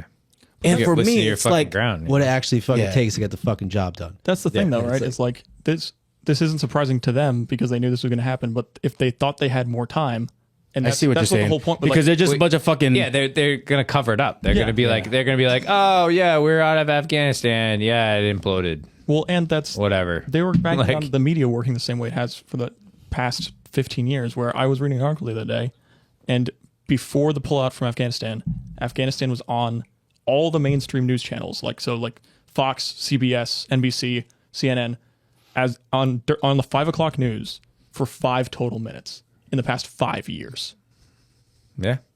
Like, so if everyone's ignoring Afghanistan and we leave and then it falls after we've left, then it will continue to be ignored, right? Like, the only reason it's mainstream media now is because it's like people are hanging on to Humanitarian C-17s and there's videos going around Facebook of people falling off of C-17s Yeah, that are taking off at Kabul airport. Like literally holding like that fucking Yeah. I mean that right there fucking makes me like 17-year-old kid. yeah, but the what, level of what would it desperation- take? But what would it take? The desperation to take to like, and I don't know how much the Afghans like go with physics and stuff like that, but like, what desperation would that take to like hold on to an outside of a C-17, which is if anybody's seen a military aircraft, there's not a whole lot of handholds. Like, I mean, you can find something to fucking sit on or whatever the fuck, but like on the outside of that fucking thing, and you're going. What 600 miles an hour, like just fucking flying around, and they made it to like 8,000 feet until they made started it falling up off. there. Yeah. And it's like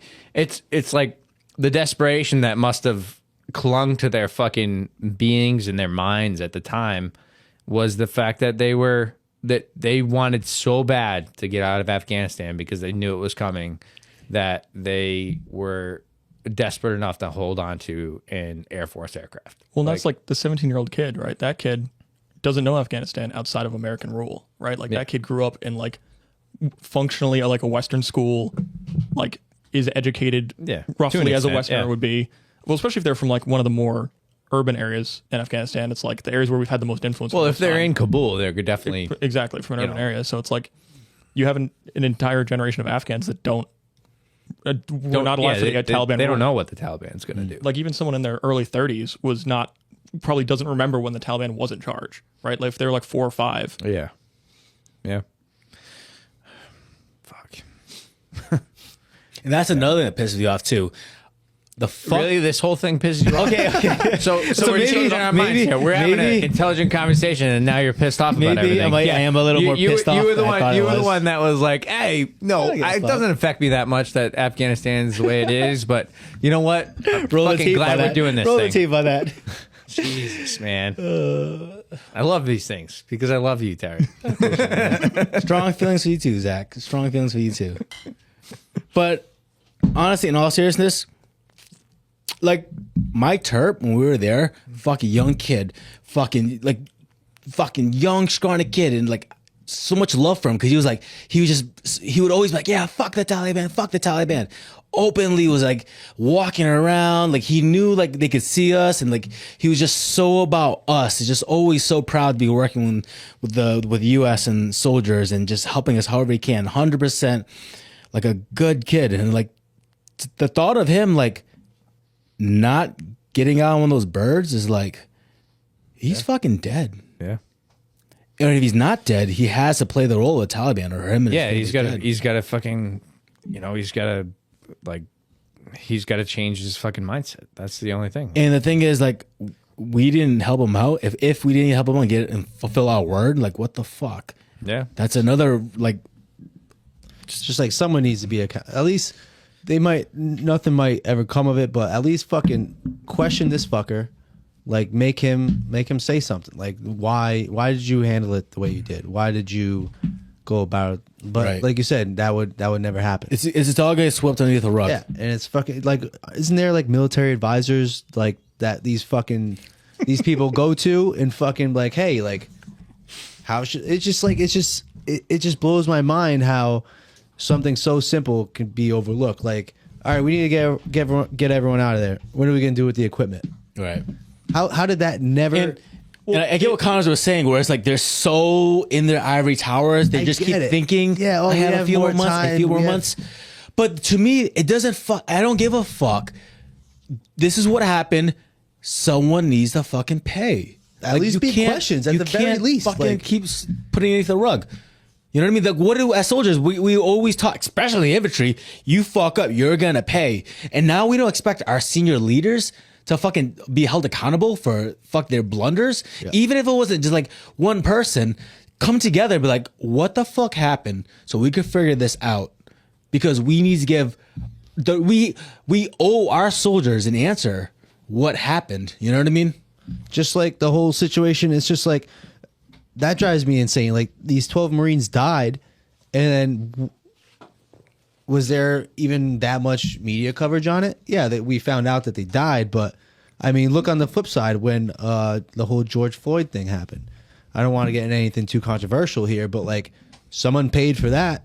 You know, Right, we, exactly. we yeah. made sure we hung made sure somebody as a up. country, yeah. Like, but now, and I get it. Like that officer, he was wrong. He shouldn't have fucking done that. Right. But at the same time, the dude. I mean, I Someone don't want was to held, get too deep. your point into is it. someone was held accountable in this grand scope of the war that we fought and bled and our brothers and sisters died over. It's gonna be swept beneath the rug. I think that's what really pisses off But a lot of us. and it already has to an has, extent. yeah. They're like, unless you're like, okay, so Fox News, like whatever is good with that stuff, but like the mainstream news is not following. Like I have to get my news from BBC, and I've been doing that for years. Is that like BBC is the only fucking news organization that you can get like real shit from, you know? And you throw it in there, and then you, it's fucking crazy that like.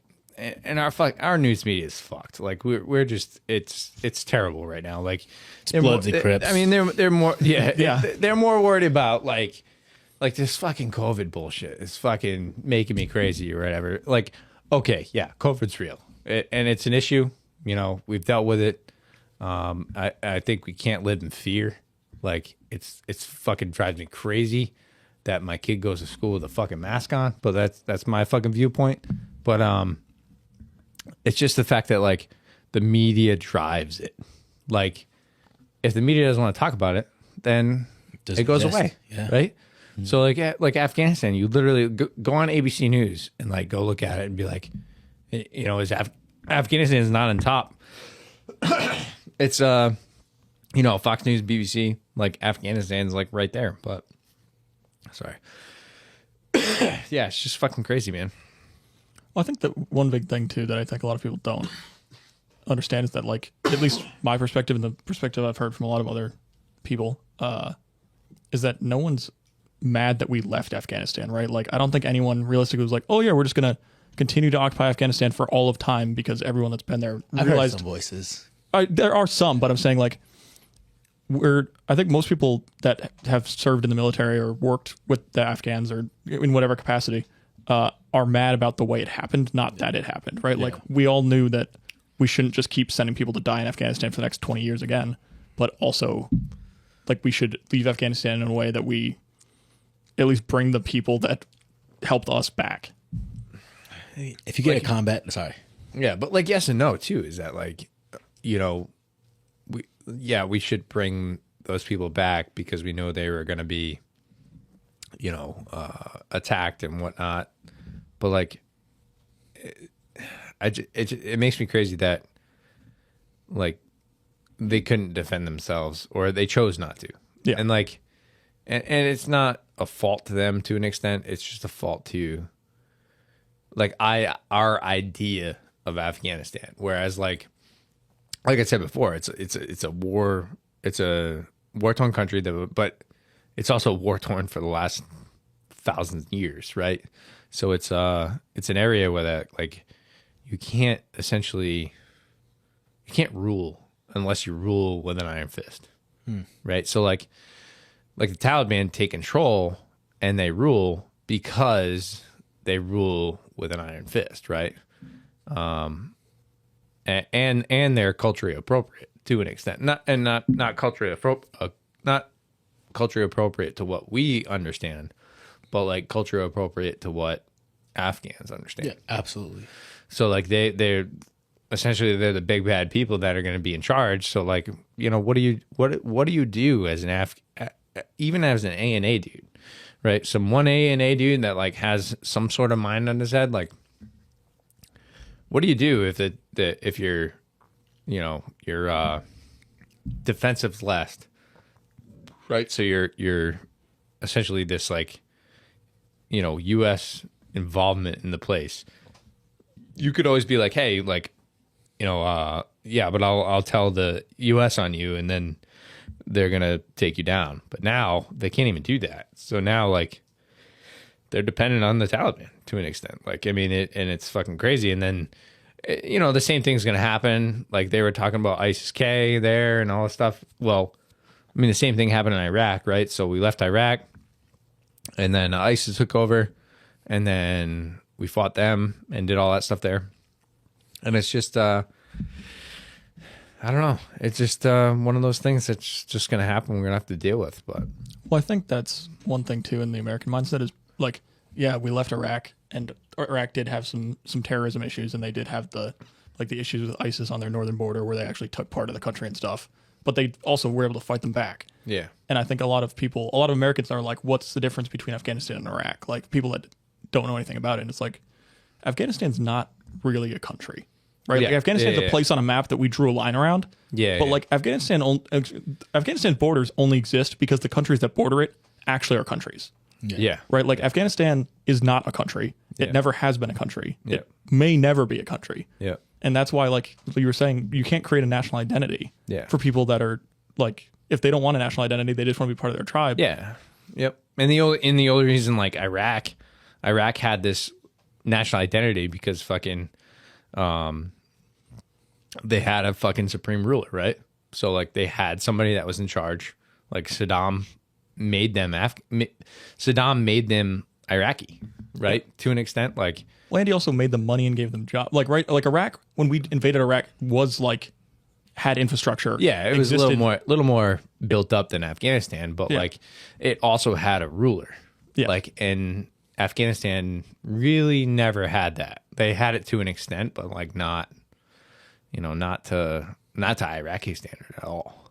Well, and even the Taliban are not like a Saddam level of control of Afghanistan, right? Like even like regionally, the Taliban are different from each other, and Yeah. like the Taliban in Pakistan are totally different than the Taliban in Afghanistan, and like their deals aren't the same, and the way that they interact with stuff isn't the same. Like the Taliban in Afghanistan are now working with the Chinese, Yeah, well, I mean, And the- next bigger boss, right? well, next bigger boss, but also the Chinese don't care about working with the Taliban because they don't care about human rights or anything. So Yeah. they're more than happy to be like, oh yeah, we'll build a road for you and we'll take your minerals and we don't care if you beat your women. Yeah, But the Pakistan Taliban is bombing Chinese projects in Pakistan. So like even the Taliban aren't really that like, they're an iron-fisted dictator, but they're not the iron-fisted dictator that like is actually in control of the entire country. There's Yeah, no like, yeah. this guy is the head Taliban guy in charge of all of Afghanistan. yep. So yeah, kind of crazy. Anyway, I think I got a lot off my chest. I'm glad you did, you know, because Hey, I brought it out of you too, huh, Terry? Yeah. honestly, man, I thought I was good, but I was like, yeah, Zach wants to talk about this. Sure, yeah, I'll help him unload. Yeah, but I mean, like to an extent, like it's been our like our thing going on for fucking 20 years, right? So it's been like if you're gonna go to war, right? If they're like, hey, you're deploying, and like, oh, where are we going? You guys are going to UAE, and you're going to fucking Kuwait, and you're going to fucking Afghanistan. Fuck yeah, let's fucking go. Let's do it. You know, it's been a. I mean, and I can't say that it's not been beneficial, because like I said, when we went to Afghanistan, right, we're wearing DCUs with fucking Kevlars, and like the old Mitch helmets and like where, you know, got the fucking nods mounts on the old helmets and all this stuff. And then like now you look at it, like you got mounts on your helmets, you got fucking OCP, you got fucking this and that. And it's like, Afghanistan to an extent was the birthplace of all that. Right. So to create innovation within the military, you have to have a war, right? You have to have, like, you can't just not be at war and then figure out what you need. So it's been beneficial for the military, and I think it's been beneficial for, the Guard, because we can talk about the Guard aspect of it. Like, we've been an asset to the active Army to an extent. Like, we've done the deployments that the active Army have done. We've done all the stuff. But there's a certain benefit to it too, and that we can't lose sight of. But we also, you know, to that benefit, what was at stake, right? So was, you know, all those deaths and all those fucking things worth military innovation? I don't know. You know, I mean, there was definitely military innovation, but like it's also, to me, it's a little bit common sense. And obviously anything bureaucratic is slow, but I would see it as a fault to the Army how slow it was, because like by the time we got in Afghanistan, like I was there in 2010, and I just remember being there. I was like, I'm not seeing any of that shit they trained us for. And then in hindsight, I was like, why the fuck weren't we trained the way we should have trained? Yeah. And the thing is, if the Army was ran like as a business would be like, oh, I don't see any cash flow. There's not profit. I'm going to cut that. And then I'm going to change my variable really quickly and find out what's going to bring me a fucking revenue, right? But the Army, no, we're just spending. We're spending. We're just like, why the fuck was I doing so much CQB when really they should have just sent us to fucking Jericho and all got fucking, you know what I mean? And Like, fucking shoot down mountain fucking range. exactly. Like, And really got, hey, nearest engagement is going to be fucking 800 meters out. but we really need to that go would shoot have told me, all right, well, if I'm going to be on a mountain, I need to adjust my rig for this. The way my sabi plate is like eating into my ribs, I need to adjust for this. Yeah. The fact, every time we go on a fucking patrol and we're fucking wearing those binos, like there's not real depth perception like when you running off a bird and then you gotta go up a fucking mountain. That depth perception isn't there. We learned that in Afghanistan. Those months we spent, you know what I mean? It's like I get that applied definitely in places like Iraq, but it infuriates me where it's like someone's job was to figure this shit out and then fucking make sure like we were squared away to go, and we were still looking for fucking heavy trucks low to the ground. Let's check the box. Suicide, you know, puffy vest. We had suicide bombers, plain clothes looking, blew themselves up. I watch a goddamn jungle truck full of fucking Taliban stare at us as they fucking went right into the village.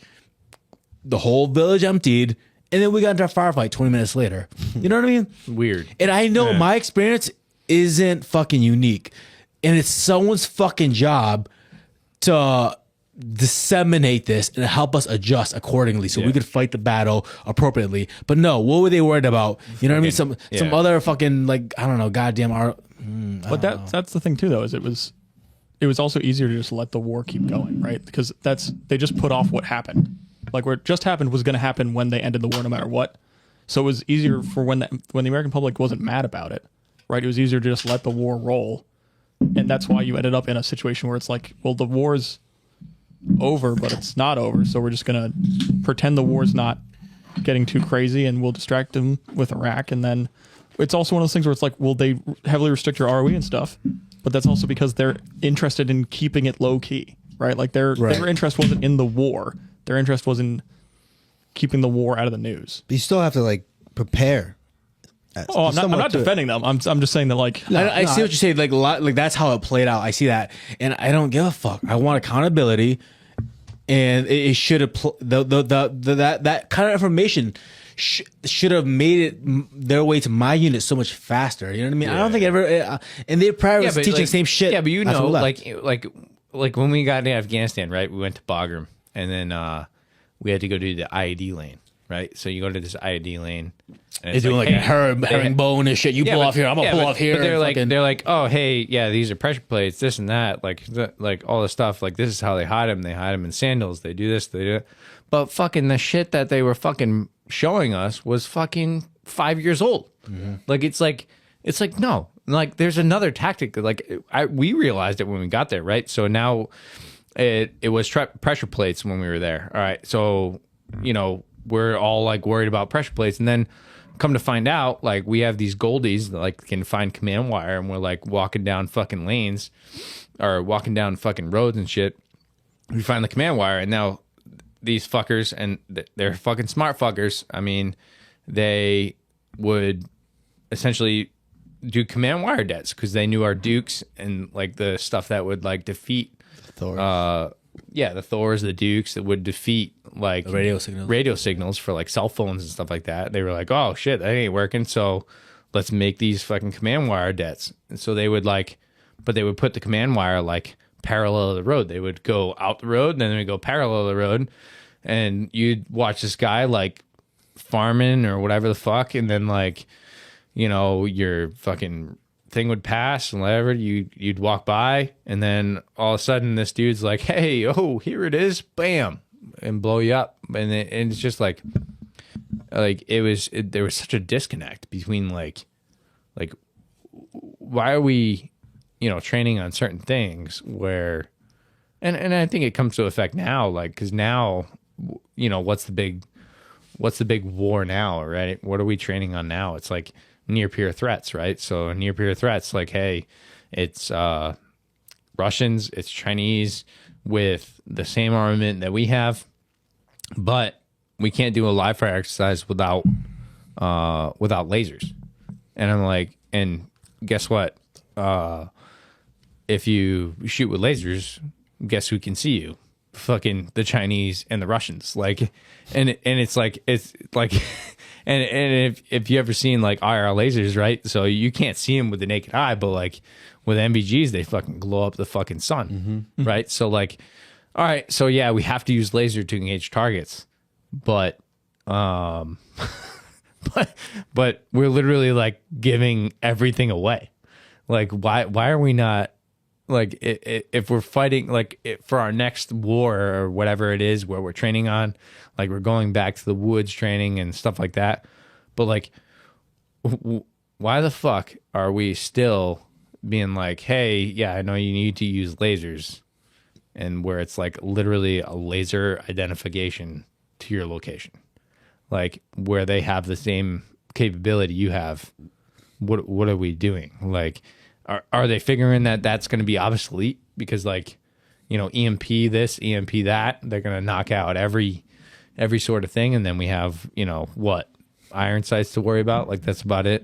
And if that was the case, I'd be happy about it. Like fucking, if iron sights was like the last fucking go around, easy peasy. fuck yeah. Easy peasy. I'll fight a war with iron sights. I don't give a fuck. Mass center Like- all day. That's the thing, though, is like if you look at historically the U.S. military, it's really good at fighting last war, right? So like, and that's how it's been for the past. Yeah. That's how it's been basically Yeah, since World War that's true. II. It's like we're really good at fighting the last war we fought in because we spent all this time learning how to fight that war.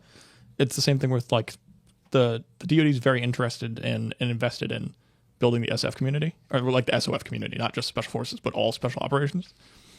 And their special operations are almost entirely useless in a conventional war because you need, like in a near peer adversarial war, because despite the fact that they can do specific, like very specialized missions, like a 12-man, an A team is not going to go hold a city. Yeah. Right? So like, it's the same thing with the technology. It's the same thing with the training. Same thing with helicopters, right? Like how much work do we all do with helicopters all the time? You can't use a helicopter in near peer war because helicopters are really easy to shoot down. They're very slow and they're super hot, which makes them really easy to shoot down with heat-seeking missiles. Almost go down.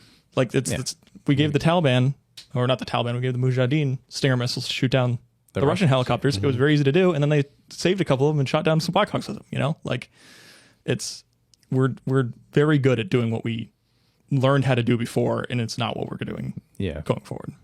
Yeah, like if Afghanistan happened now, like let's say like 9/11 happens now, and we're going to Afghanistan with everything that we have now, I think I'd have a totally different picture. But That's for sure. That's for sure. And I know, I guess I sound like I'm trying to beat people up too much. And I understand, like, there's, you can't get everything perfect, and there's lots of gray space. I guess with recent events, before all these little, like, not little things, but like things where it's like when I say earlier, like, why the fuck are we doing this? Why the fuck are we doing this? It's so outdated, right? And it's like, I kind of like, I was like, whatever, like, it just takes too long. You know what I mean? Like, I could kind of forgive that.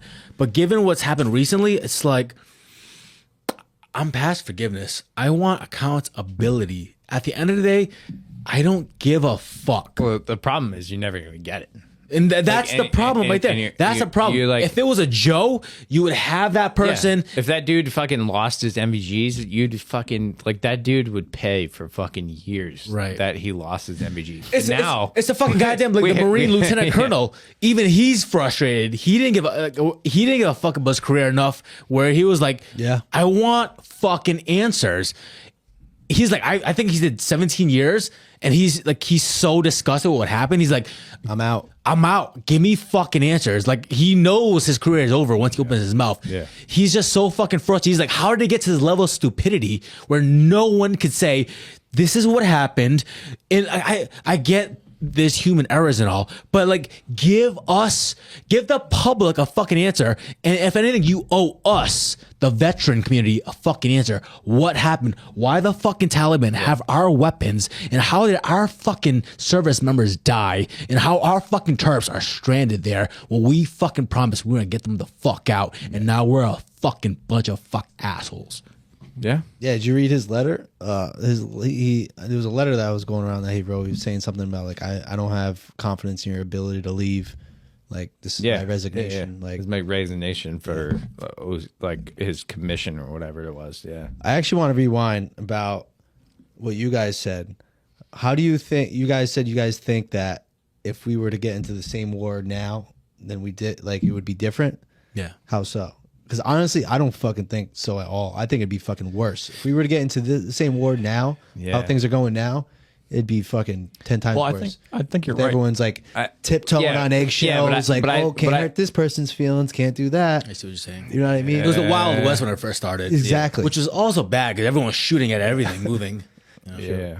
But I don't know, man. I don't know. Like, I think of, like, if you put it in a perspective where, all right, so Afghanistan's out of the picture, right? So we're not doing Afghanistan anymore, but we're going to go into, the next bigger thing. We're going to go to Africa, right? So Africa, we're going to go there with the stuff that we have now and like the capabilities we have now. I think we'd be way better off in Africa than we would have been in 2001. But that might be a mistake, though. See, the thing is, Africa is a whole different place, a whole different country, a whole different culture. We don't know. I mean, you have to. I would say you have to.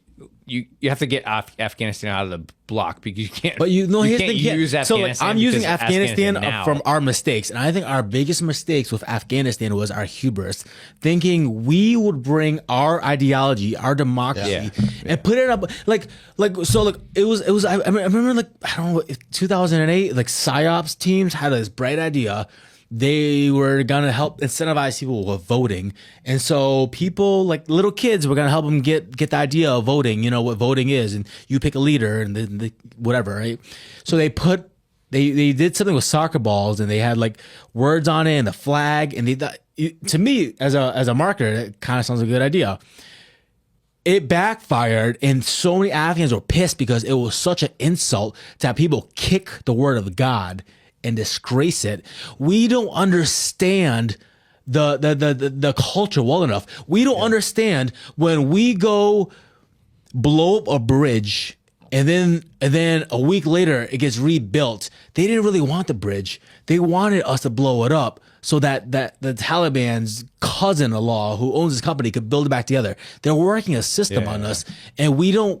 At the time, I don't think we understood how much of a klepto economy Afghanistan is. Yeah. So I think if we go to Africa, by us going with the tactics we know now might be a mistake because it's all about knowing the culture. No, We didn't know and I'm not saying like I just use something as like I wouldn't say Africa, but I'd say if we went to like a new Afghanistan, right, where we don't know the capabilities and whatever it is, like, would we be better off now? Like 100 years or from not? now, we went back to Afghanistan for whatever reason. I can see that. Yeah, Our like, tactics would be better. We'd be better, a little bit better off. Yeah, Like, for sure. and fucking Pete Labor like says the first thing, like it's all about people on the ground. Like, and I think they lost sight of that. Like Afghanistan, they made it a political event, whereas they lost sight of the person on the ground. And for whatever military leaders do stuff, or they're just so far removed from the people on the ground that I don't know if they can ever come back from it. It's like you really get the best intel and the best like thing from the people on the ground, because I remember like getting there and then like being like the best intel was with the guys we ripped from. Like it was like, hey man, don't go here. You're gonna get in a firefight in this valley. You're gonna do this here. Like yeah, you got to go to the mayor's thing. Like, yeah, make a cordon around it. But some of the people are going to get a little testy if you stay there too long. Like that kind of like intel was the people on the ground. Right. So like nobody could have told us that. Like if we were going there and like without ripping out, which I mean, to the best idea was that people are going to rip with other people. Like that makes fucking a whole lot of sense. Right. If that never happened, like let's say like we went there, we went to this area and then we didn't even rip with the unit that we were there. Like we would have been fucked. Yeah. Like we would have been like, well, that would never happen though. No, I know, but it could happen, to an extent. Like it could happen where like, yeah, if you go to this area, hey, these guys pulled out 2 months out, but now you got to go back in. And then like, well, where are the people that were there before? Well, they're already gone. That would never happen in the army, though. No, but I'm just saying, like, hypothetically, definitely could happen. Yeah, but like ripping out a unit, like literally left seat, right seat. Like, yeah, but like, yeah, but I don't think what happened over here in Afghanistan would ever happen. But well, not to mention, you look at that from other wars. It's like that stuff happened all the time to all sorts of units in all sorts of wars. But like hypothetically, if our army though, yeah, yeah. But I mean, hypothetically, like if you didn't have a rip, like you didn't have a right seat, left seat.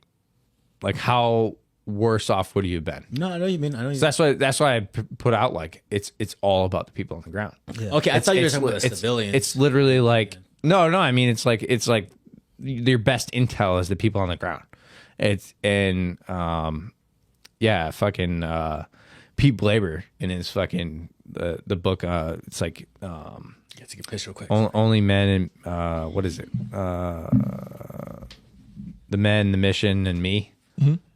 Wicked good book about Afghanistan, about like how they were first getting there and getting situated or whatever, and just for the fact that they knew so much, yet the top did not know that much. Like they didn't even like. Like unfortunately it became but unfortunately it became a political war where like, and I wasn't around long enough like I'm sure and I know like Vietnam was a political war, like Korea did a political war, like all the wars in that. I mean, really since like World War II we had like I don't even know if there was a political view there. I think that World War II was the last war we would ever have that had a like a genuine aspect of it, like talking to like World War II vets and stuff like that, and it's just like they knew Hitler was the bad person. Like they knew that this organization, that Nazis and like Germany like as a whole was like this big organization that were like the enemy. But I don't know if there'll ever be a war like that again. Well, yeah, I'd have to agree with that. Yeah, it's just like all proxy wars now. Well, that's the thing is the real issue comes when as far as the tactics and the issues with leadership goes is when wars slow down, right? So like even in World War II, realistically, like the generals that were making the big like, oh, we're gonna put this division here and move them this way, like they didn't really know what was happening at the squad level, right? But it didn't matter that they didn't know what was happening at the squad level because it was all happening so fast.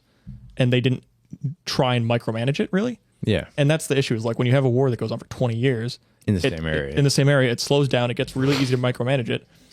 And like the speed, surprise, and violence of action is relevant not just to like entering a room.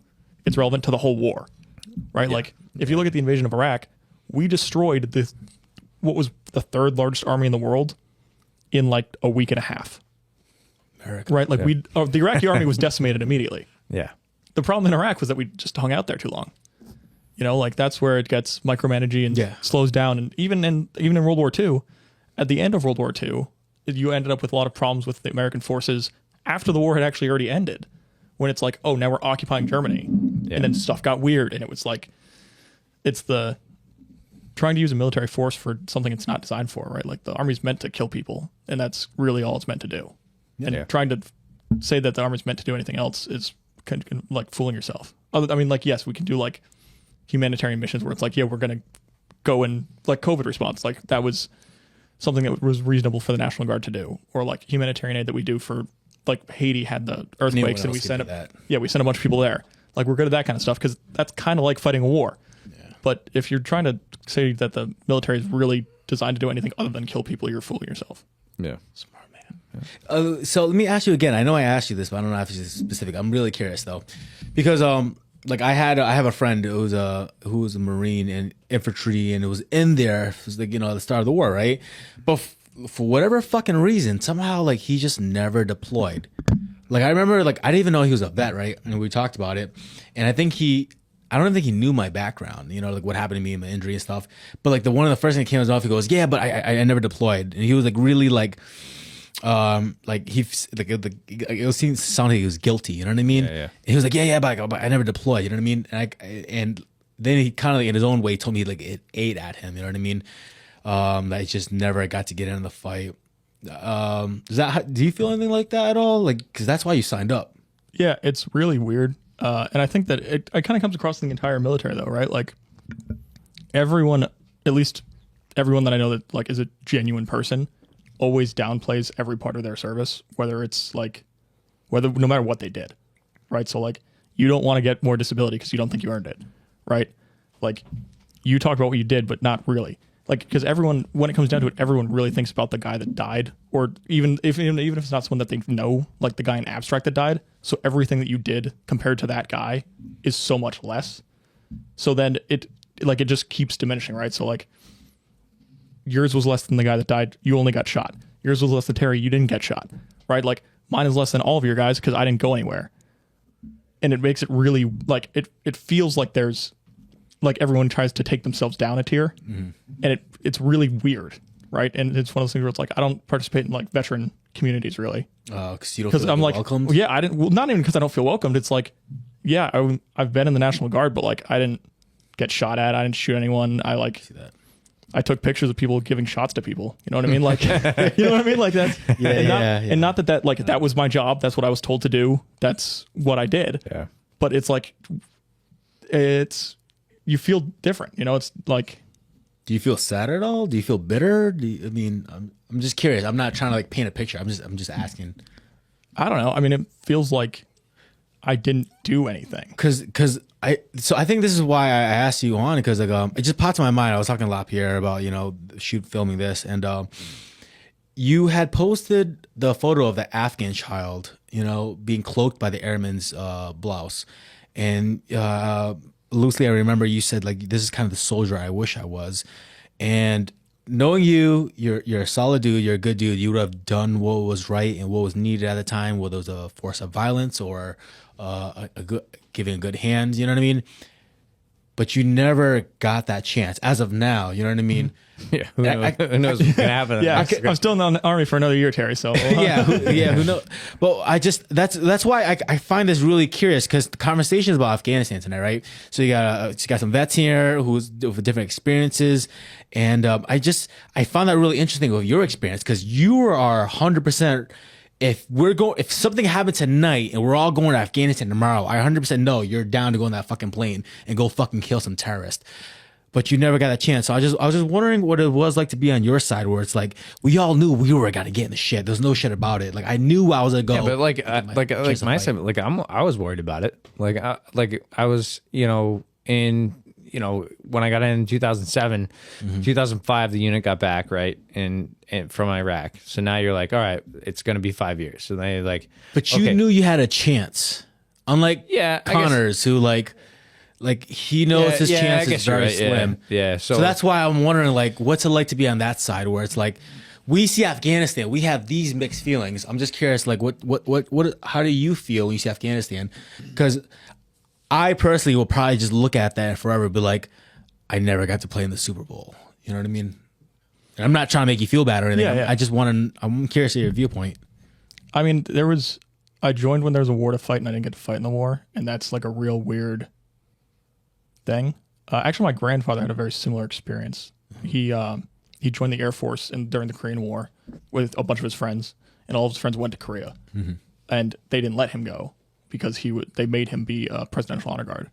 So he was in the Air Force for 3 years, active duty. He's smart. Was that the problem? Yeah. Well, he was smart, and he was good looking and good at marching and like parade drill and ceremony and that kind of stuff. And they were like, "You're gonna go be a Presidential Honor Guard." So that's why he got out of the Air Force, is because he was like, all my friends are in Korea, and you guys won't send me there. Like, what? Yeah. Why did I join the Air Force? He wanted to be with his friends. Yeah, exactly.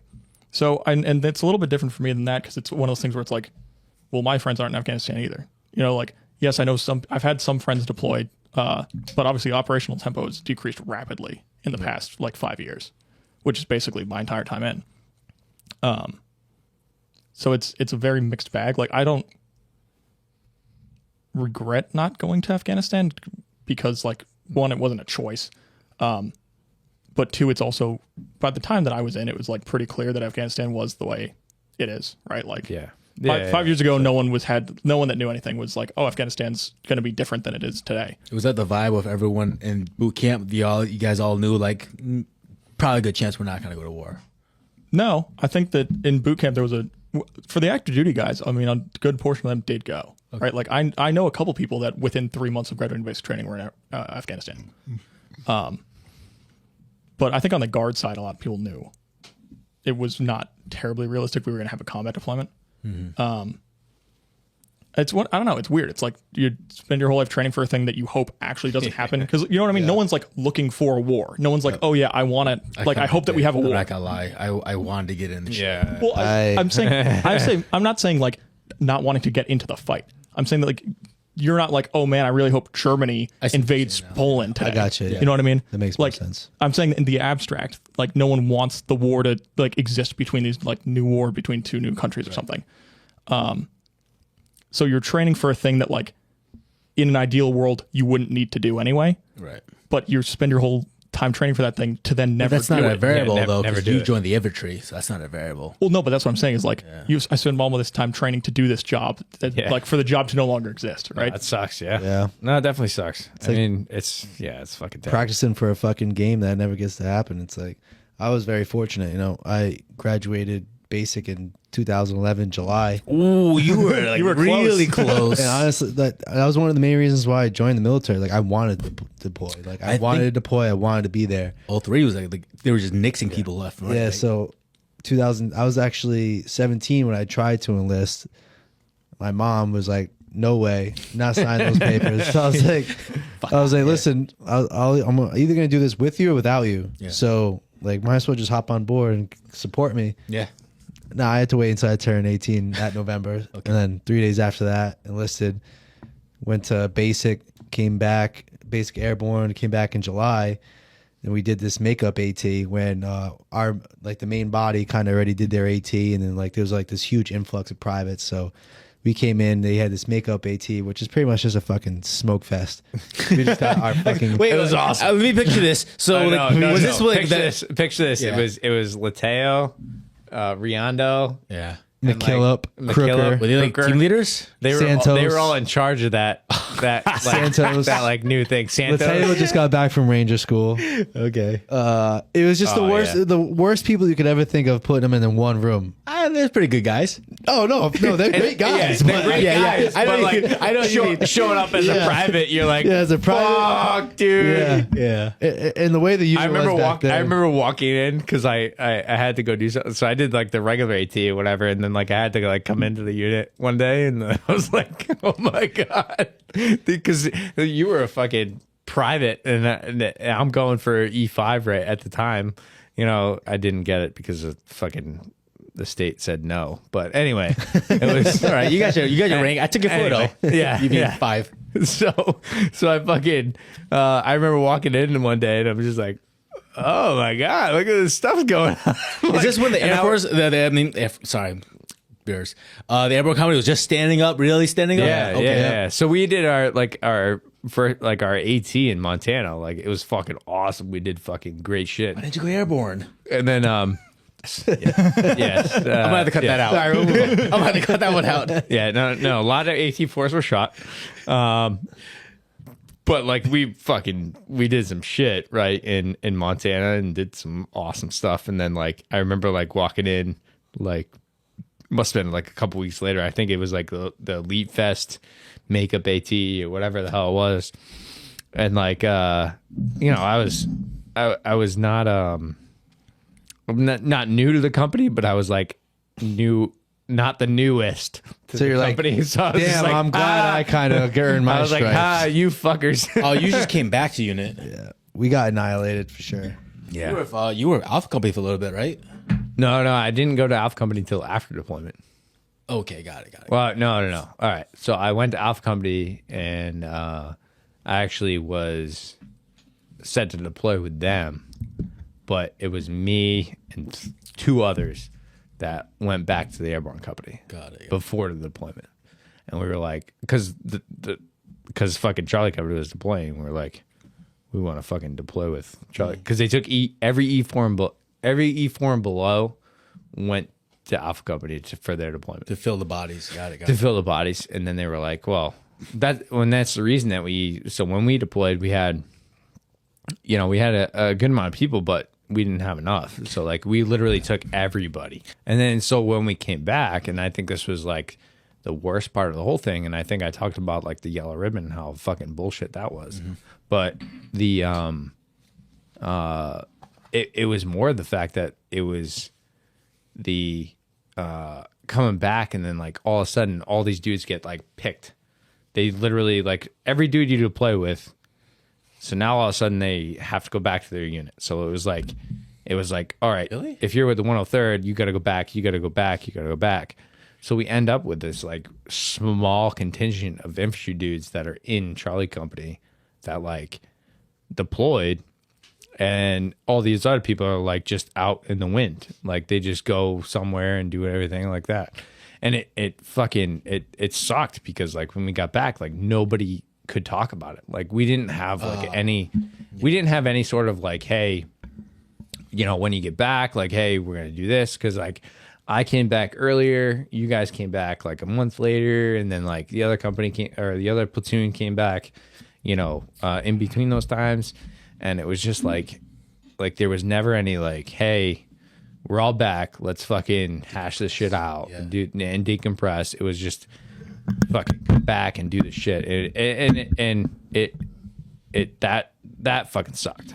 But anyway, no, skydiving. I hear you, man. Like, I know, like you don't want to like sit on that subject, but I think that's an important thing to talk about. Where it's like, I don't know how many times we have to nail that, because I didn't realize how important it was. Like something as simple as this, right? Like I know shit, Lapierre. Afghanistan wasn't on my radar at all, and when you messaged me on Facebook, I'm more than happy, right?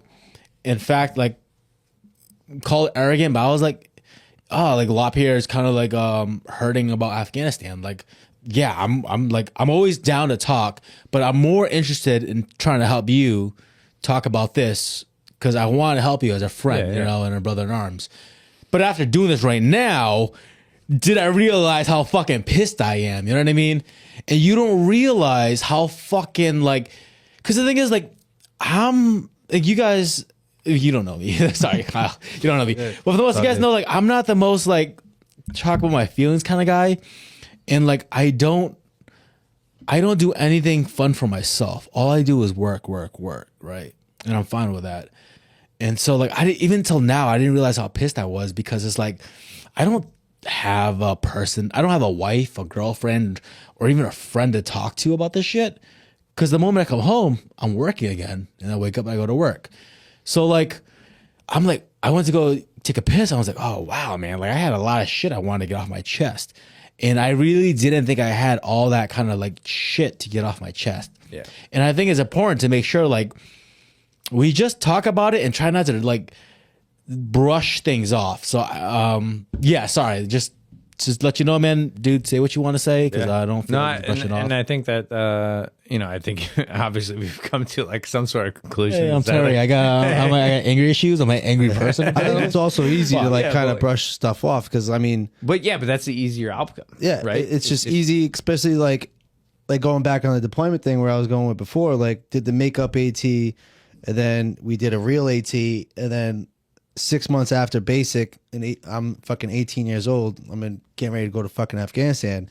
But it's just like you don't have time to fucking think about feelings, and you just got to fucking do it, because it's not your life on the line. It's like it's everybody else's. Yeah, it's everybody else's. Like that immediate action. Yeah, there's no time. Yeah. So it's like muscle memory. Like I know for me, and it sounds like for you too. It's just muscle memory. Just like just.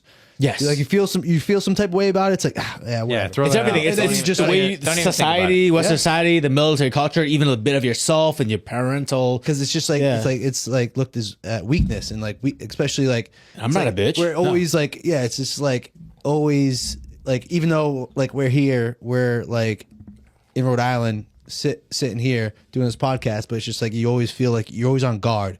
You're always like on guard for something, and you don't want to like show that weakness. So it's like. Yeah, I feel some type of way, but whatever. I'll just keep doing what I'm doing. That's why I'm glad you came, bro. Yeah, glad you came too, Kyle. I was we were having a conversation, like it was because we're getting ready to go to jam. So he's going to jam on like the 12th, whatever. So we're getting ready to do all that stuff, and like I was like, hey man, like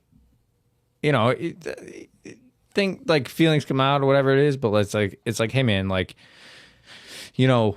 this fucking podcast, and I love it, is that there's something to putting everything that we talk about on some sort of platform, and it's not for us, and it's not for anybody else. It's just more like, hey, you put it out there, and it makes you feel a little bit better, and that's what I told Kyle when he came over. I was like, hey man, like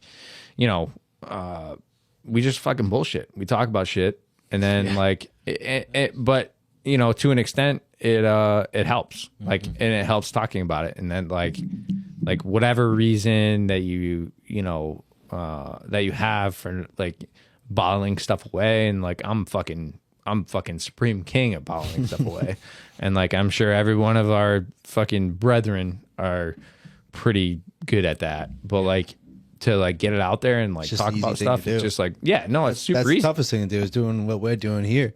That's why like I was kind of venting him to earlier. I was like, kind of what we were talking about before. It's just like never had problem with anxiety. Always kind of when people would talk about it, I'm like kind of brush up. It's like it's just nerves, man. Everyone gets nervous. Yeah. But like a few years ago, like I don't know what, like a switch flipped, and it's just like I have like sometimes I'll have like severe anxiety and like depression.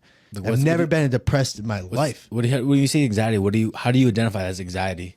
Just like I'll think about something and holy shit, like I feel like the world's crashing around me. Okay. Like all of a sudden I'll get like I'm about to go on stage in front of like a million people. My heart will sink to my stomach, and I'm just like, I start like getting hot. I start getting like I start walking around. I'm like, dude, what the fuck's wrong with me? Like I've been here before. I've done this. Like, what the fuck's going on? Like I feel like I'm getting mad at myself. I'm like, I'm fucking better than this. Like, right. Snap the fuck out of it, Kyle. Like, why the fuck you acting like this? Like, stop acting down. Stop being a bitch.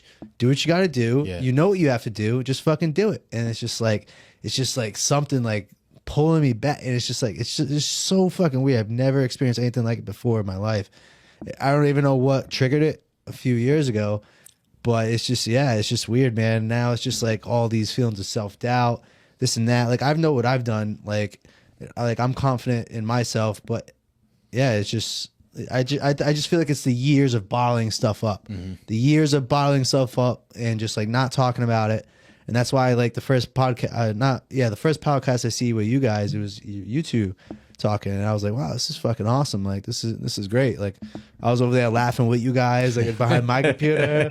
I was laughing at him talking about where's the fucking mustard? Where's the fucking mustard? Talking about the arrows and shit. Still to this day, I fucking hate these goddamn fucking going arrows shopping. in this fucking grocery store.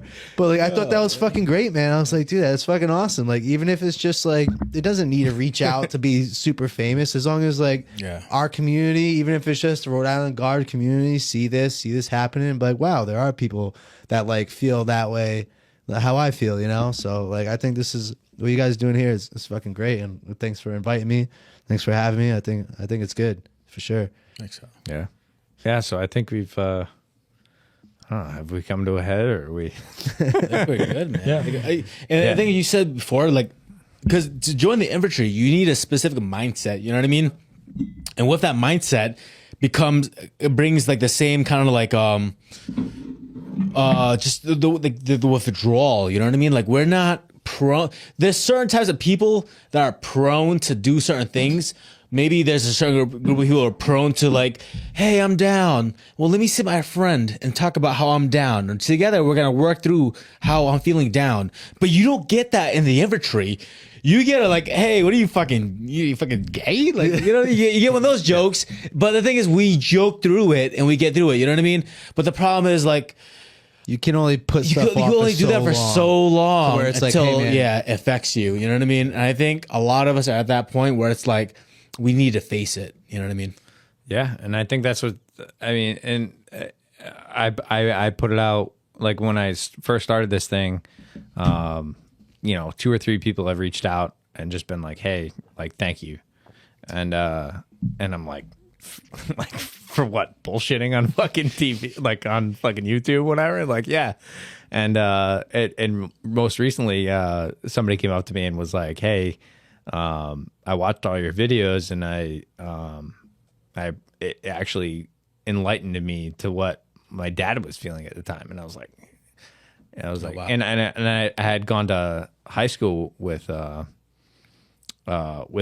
and she was like, hey, I really liked your, you know, talking about it, whatever. It really gave me an insight onto what my dad was doing at the time, because her dad was like a Marine in Desert Storm and stuff like that, and like, you know, came home and did some stuff or whatever, and like it like to me. That one thing, and then like one other dude we deployed with like responded back and was like, hey man, like this is really helpful, like thanks. Like to me it's just like that one thing or those 2 things, like if it can help one person or other people, that's what makes it so good, and that's why I keep coming back, and I really want to like do these things, and like and it's our own thing, which is cool. Like it's not like, hey, you know, you need to go do this thing with this organization or this and that and do this stuff. It's more like, hey, like we're just gonna talk about shit. We're gonna fucking bullshit. We're gonna talk about shit. And then and like the other thing too is I'd be like, hey, like anybody that wants to come on, like please, like let us know. Like we'll come on. We'll fucking we'll do a fucking we'll have some beers. Obviously, we may have some left over, but probably not. But hey, like reach out, like, and it doesn't have to be like, hey, I'm gonna bear all my shit here. It's just gonna be fucking bullshit session, and you know, we for whatever it does, I think it helps, and I've got to that point where it's like it's helping me to an extent too. Is that like, because you know, some of the stuff I dealt with, it's bringing a little bit more perspective every time. And every time we bring us a different person on, like whether it's like you, Dave, or Kyle, or Terry, or, you know, Ditto, or Chapo, or all those people that we brought on, like I feel like we've got to a point where it's like, hey, like there's a perspective there that, you know, everybody has that, you know, needs a voice. And that's what I love about this thing. And it makes it really really beneficial to myself and hopefully to other people too. Fucking cheers to that, bro. Fuck, man. I don't know what to say to that. Yeah, solid All right. for that. Cheers. Yeah. Yeah, I don't know what it is about doing this on camera. I know none of us are here for like the glory. Like who the, you know what I mean? Yeah. Who the fuck's gonna see this? The shit? glory of Terry's YouTube channel. But something about like, I think it's like putting it out there in the world because like so much of this shit is like hidden within us, and I feel like the fact that like I'm putting my real feelings out there, and just the word saying feelings is just so disgusting to me. I don't know what it is about it. Maybe because I've been raised my entire life thinking like having feelings makes you a bitch. You know, if I had to be honest, like it really does. Yeah, No like one likes being vulnerable. no one likes being vulnerable. Like what are you, soft? Like you know what I mean? And but the thing is, like, I think, like I said, we come to a place in our lives where we're like we need to like face this head on, and it's like maybe I was trying to like instead of like act like I didn't need feelings, I was trying to hide from my feelings, and hiding from that just made it like a monster that I just don't know how to to deal with. You know, We're getting there, Terry. I think also, at least for me, anyways, it's just like you said, like no one likes to talk about their feelings. I feel like especially people in the military. But like for me, like one of the main reasons why I don't usually like to like talk about how I feel about certain things or my feelings or about my anxiety or my depression, because it's like I look back at my deployment and like I always fucking can picture those fucking kids in that fucking pile of dirt playing with those fucking rocks. Like I think back at that fucking all the time. I'm like, dude, like it could be fucking worse. Stop fucking sitting over here sulking about you're sad. Like you got a roof over your head, you got a fucking fridge full of food, you got fucking clean water to drink. Yeah. Like that's the biggest thing for me why like I kind of like I'm hard on myself because I've seen the other side at such a young age. Like I was around like older guys that has been active duty. They were like in their 30s. Like we had a lot of good squad leaders that came from like good active duty units. And here I am fucking PFC Kyle, like fucking age 18, 19 in Afghanistan, like seeing all this shit. So like I feel like I appreciate a lot more. That's why I tried not to like I always like, dude, like, come on, man, you've seen worse than this. Like there's people in Afghanistan that you've seen, like that little kid that fucking blew himself up in the middle of that fucking dismount mission. Like these little kids that playing with fucking dirts that never gonna like know anything more than that. Yeah. That's why I kind of like, I tend to like but it comes to a point where you can't keep using that as an excuse. You have to, everyone's got to have like a vice. Everyone, whether it's talking to somebody or going to the gym and getting it out. I mean, for me, I can only go to the gym so much. Like you're still bottling it up, you know? Mm-hmm. So that's why I feel like this platform and just like stuff like this is like good, you know, because it gives you just talking about it, just like whatever is on your, like in here, like just like, I feel like for me, I've just had stuff built up for so long. I've never even talked about it. Like no one even really relates, you know? Who can I talk to? Because we're in the National Guard, you know? We see each other one weekend a month, 3 weeks in the summer. How often do you really get to talk about it? And how deep do you really get into it? Active duty guys think you're a nasty girl. Civilians don't understand. And then you don't fucking see your guys you deployed with, right? Yeah. It's like that one weekend a month, you're talking about it, but then you go back and it's just, you have that feeling of like euphoria, because it's just like I remember when we got back from Afghanistan, like just talking about it, like guys, like fuck yeah. But you talk, you literally just talk about it, but you don't talk about how you feel, how it affected you as a human being. You just remember that feeling of being out there with your guys. You tell the war stories. And like, the war stories are good. Like they remember that time we shot that dude, and they were like fucking the IED, and you were like you little bitch, and I was like, oh fucking, that's cool, but you didn't go back and were like, that night I thought about my mom and dad, and I thought about this, and I thought about that, and like it bothered me for months. We didn't talk about that. Never. Yeah. Maybe we could have if we had spent more time around each other. But I think that's just the experience nowadays. That doesn't happen. It sucked because like when you got back, you were just like thrown back into the world. That hit me hard, dude. Because like I know me and you talked about this because like I've always been like very much like love being part of a team, love being part of a group, about like being with people and like training with people and bonding. Yeah. And then like when we came back from Afghanistan, I was spent every single fucking day with these guys for the last year. Every single fucking day, especially people in my squad. So we come back, I'm like, fuck yeah, man. Like I was so like proud of these guys. Like these are my boys. And then Your like family. everyone just slowly just like disappears. And it's like, dude, what the fuck? And it's not to their fault. No, too. it's not. Everyone's got their that, own shit like going on, everybody's but- got their own shit, and it's just like, and you never get that point too. Like I feel like, and I think I said this before too. Like we did like the yellow ribbon or whatever it was. That was whatever. It was complete bullshit. Anyway,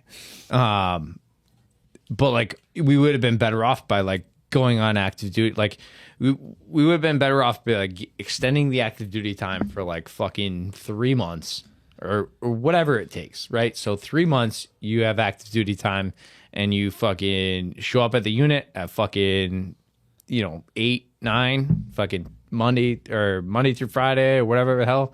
Show up 8, 9, do PT, fucking hang out, fucking release at 2. Like you do, like, and that gives you the time to fucking do shit and deal with it, and fucking do everything. But here's the thing, like though. we never got that chance. Even if you were active duty, and yeah, I know you're around you guys for the work hours, those COB, like fucking whatever, 8 hours, 10 hours, 12 hours a day, right?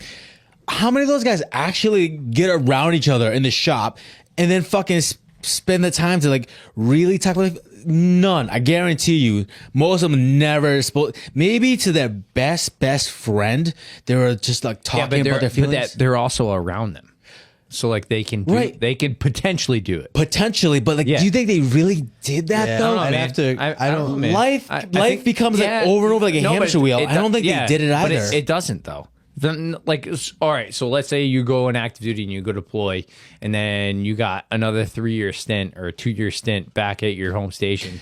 Like you're gonna talk to the dudes that you talk to. Like, and I'm not saying they're better off. I don't know. I don't know. Like to the extent like I'd love to have somebody dude on that like deployed with the active army and like figure out like, hey, like what was your deal when you got back? Like like what was. Like when you got back, like did you talk to your dude? Did you kind of like do this, that? But like I don't have the perspective of that.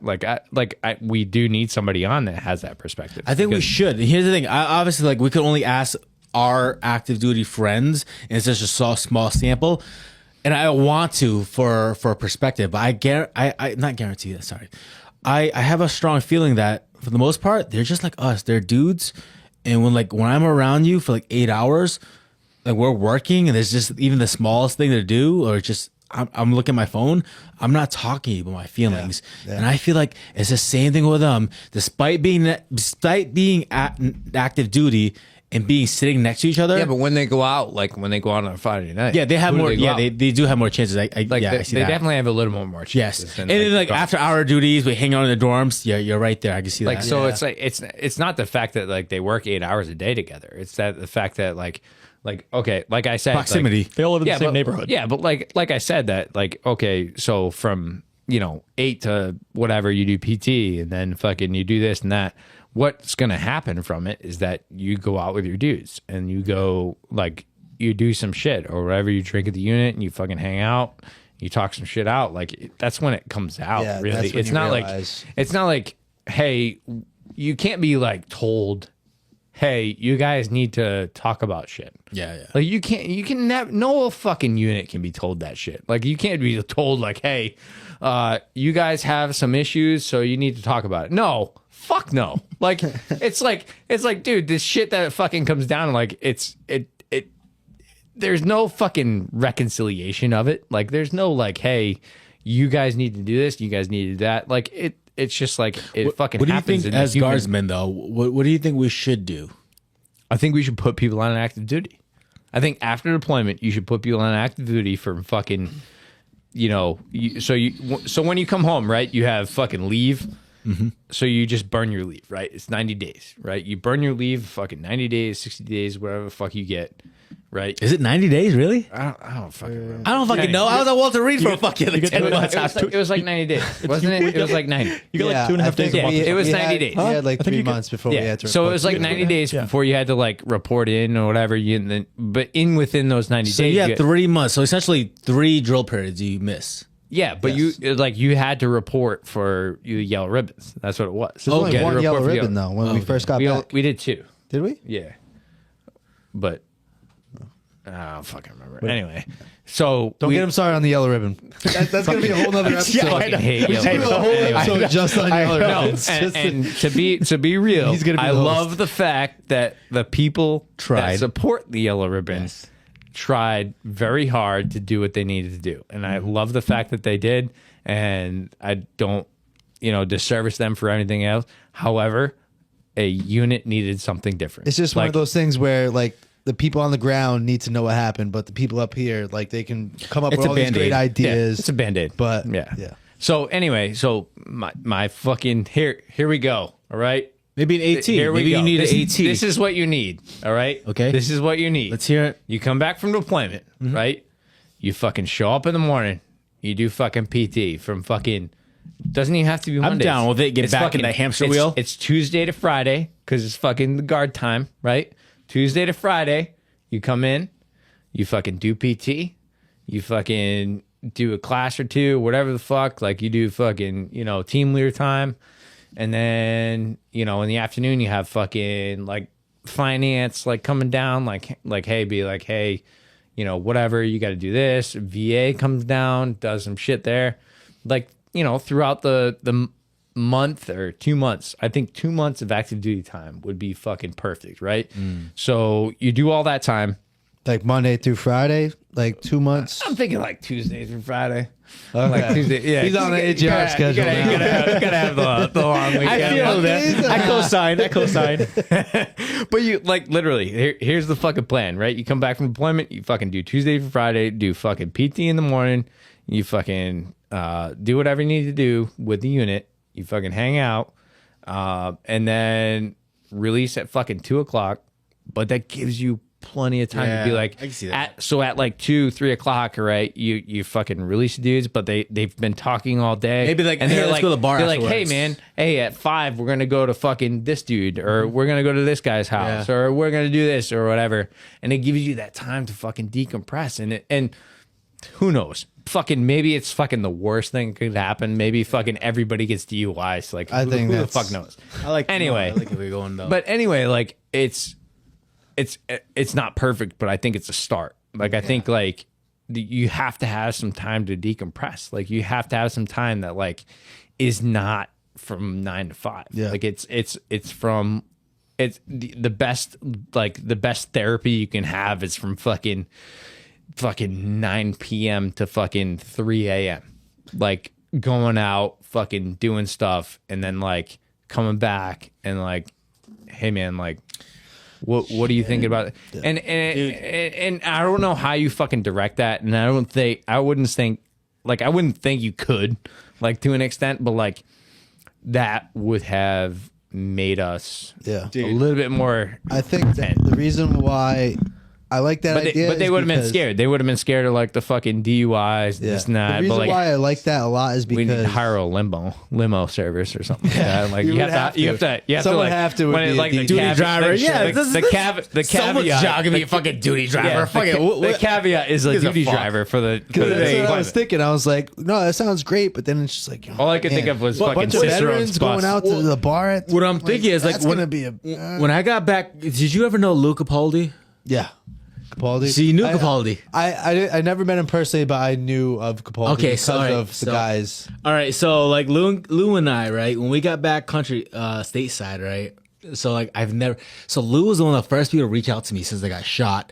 Like literally, I think one of the first people to reach out. He was like, "Hey man, you're a crazy motherfucker. You took a gun team by drink some yourself." beers. He's like, "Yeah." He was like, "Hey man, let me know when you're feeling good. We'll go on Thayer Street. We'll get some drinks." And that's what I did. When he was fucking stateside, and I felt better. I no shit, literally met him on Thayer Street like at 9 p.m. at Andrea's, a Greek Italian restaurant, and we had some fucking drinks, and we just got fucking hammered with each other. And we were the loudest, fucking obnoxious people there, laughing about the darkest fucking shit about fucking. Remember that guy that fucking like cooked off that fucking grenade and blew up his hand? Like we just laughed about that shit. And dude, like we were like in country, we hated each other. Hated each other. I heard this story. Yeah. How did the fuck did you hear about I it? heard about this story. You have put it on a podcast, bro. Well, no, that is Okay, why, that's that true, is. that's I true. watched that whole podcast. And I remember because Okay. I knew like a lot of the guys from the unit knew Capaldi. And So then I listened to that Capaldi is podcast. not a bitch. He is like, I will fuck you up. Like we've like, I remember when we were in Mobile, he literally got a fist fight with somebody with two people that pull him off a soldier. So me and Capaldi, we didn't fucking get along during the deployment at all. Like I'm trying to read a book quietly. He's fucking literally playing his fucking goddamn rock star thing. You know what I mean? But after a country, we got so close because everyone was in Connecticut. We're not driving an hour and a half to visit our guys. He's literally although he's living in Westerly, he's driving up to Providence, and we're just fucking having drinks and having such a good time. Literally, I think talking out loud to you guys about this and just like Aaron, I think that's one of the reasons how I got unscathed so well, because me and him was able to air it out, and like he became one of my closest friends. Yeah, It's funny how it works. Yeah. That's good. but that's what I like. And I mean, who knows? We're not gonna have fucking guard deployments like we did. So there's no like real answer to this. But like, I just thought at the time, like, we go to these yellow ribbons, we do fucking a fuck show thing, just for whatever's sake. But Check the box. yeah, like check the box, and then I appreciate. We appreciate because they're trying. and it's not like they're doing anything wrong. It's just that like the way that it happened was Missing the mark. I think Yeah, it's like, like it just because missed it. And you go through all that, and then you go through this whole year. We spent fucking 3 months, 7 days a week, waking up at 6 a.m. every single day in Indiana. Yeah, To do primo, went to Afghanistan, did our thing, come back, do our yellow ribbon, and then it's just like poof. Yeah. It never happened. Yeah. Never existed. Yeah. And then 3 months later, you come back to drill, and it's like, hey, what's up, guys? How you go? Oh, how we been up to?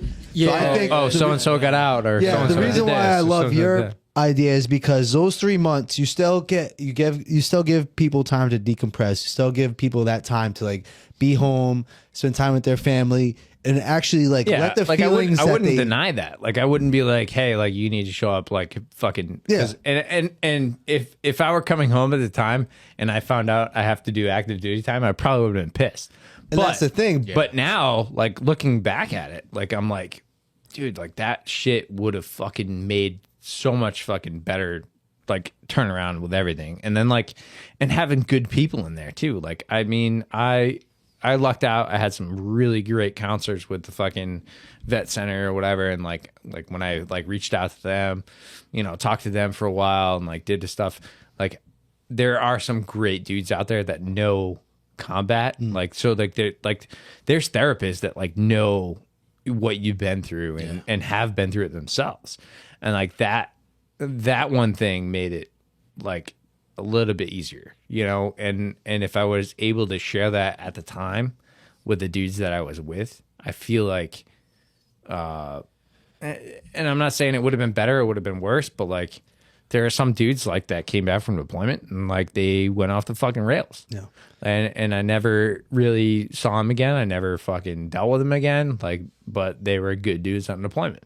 And it's just like, it, you know, it not that it hurts, but it eats at me to an extent too. Is that because because I was just like a team leader, right? So I was a team leader of some of these dudes. It does hurt. Yeah. So it's like, so you're like, well, you know, we get back stateside and then all of a sudden you're not in charge of them. And then you're not like you don't care for their well-being. You don't care for their well-being or whatever it is. And then, and it's not your fault. It's just the fact that like how the system works and whatever. But And that's, anyway, that's the reason, like what I was saying before, like that's the reason why I like the idea, because those 3 months, it gives people time to decompress. It gives people the time to think, to sit on it and be like, I was fine when I came here. I just want to be back fucking chilling, you know, having sex with my girlfriend and wife and then just drinking. But then like having those 3 months of kind of like, it gives you the time to think, well, no, actually, like I'm pretty upset about this. And like, I'm pretty upset about that.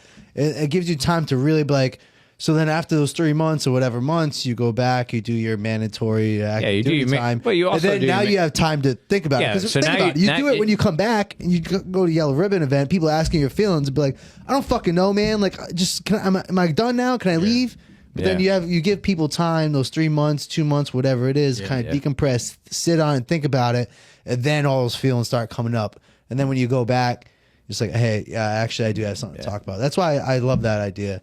Like the 3 months. I think the idea is a little short, a little late. I mean, like right Hey, now. maybe the right person will hear this. Yeah, next change. I mean, next war. Honestly, Like, no yellow ribbon. We're gonna do a different yellow ribbon. We're gonna figure it out. honestly, not to like said, not to make it about me, but like just kind of like to point out the fact again that this video, like I thought I was kind of helping you out more about this. You know what I mean? Getting shit off your chest, and here I am, fucking ranting, fucking like ready to like fucking punch a kid in the face. You know what I mean? Yeah. Well, even it isn't relevant because we now don't have another war at the exact moment for this kind of plan to take place. But I think that the Guard also uniquely has like a very weird mission set that also leads to other things, right? So like, luckily in this past 18 months or whatever of COVID in Rhode Island has been like, it's obviously been strenuous on the Guard. Like we've had a lot of guys doing a lot of stuff, but it's been like relatively easy for us. But I think a lot of guards in a lot of places, right? Like there were a lot of guardsmen that ended up in medical facilities and watched like a lot of people die that they were trying to save. A lot of guardsmen ended up in like some really rough riots over the past summer. Shooting Black Lives Matter. Yeah, stuff like that. And I think that there isn't obviously that experience of like if you're a medic deployed to a hospital, like treating COVID patients, or if you're an MP responding to riots, is clearly different than a combat deployment to Afghanistan. But I think we're still lacking the same like those people like are gonna need some help probably. Like probably a lot of those people that did that type of work are also gonna have issues. That's true. So hey, come on. Fucking talk about, bro. Yeah. Just talk about it. That's it. Talk about your fucking feelings.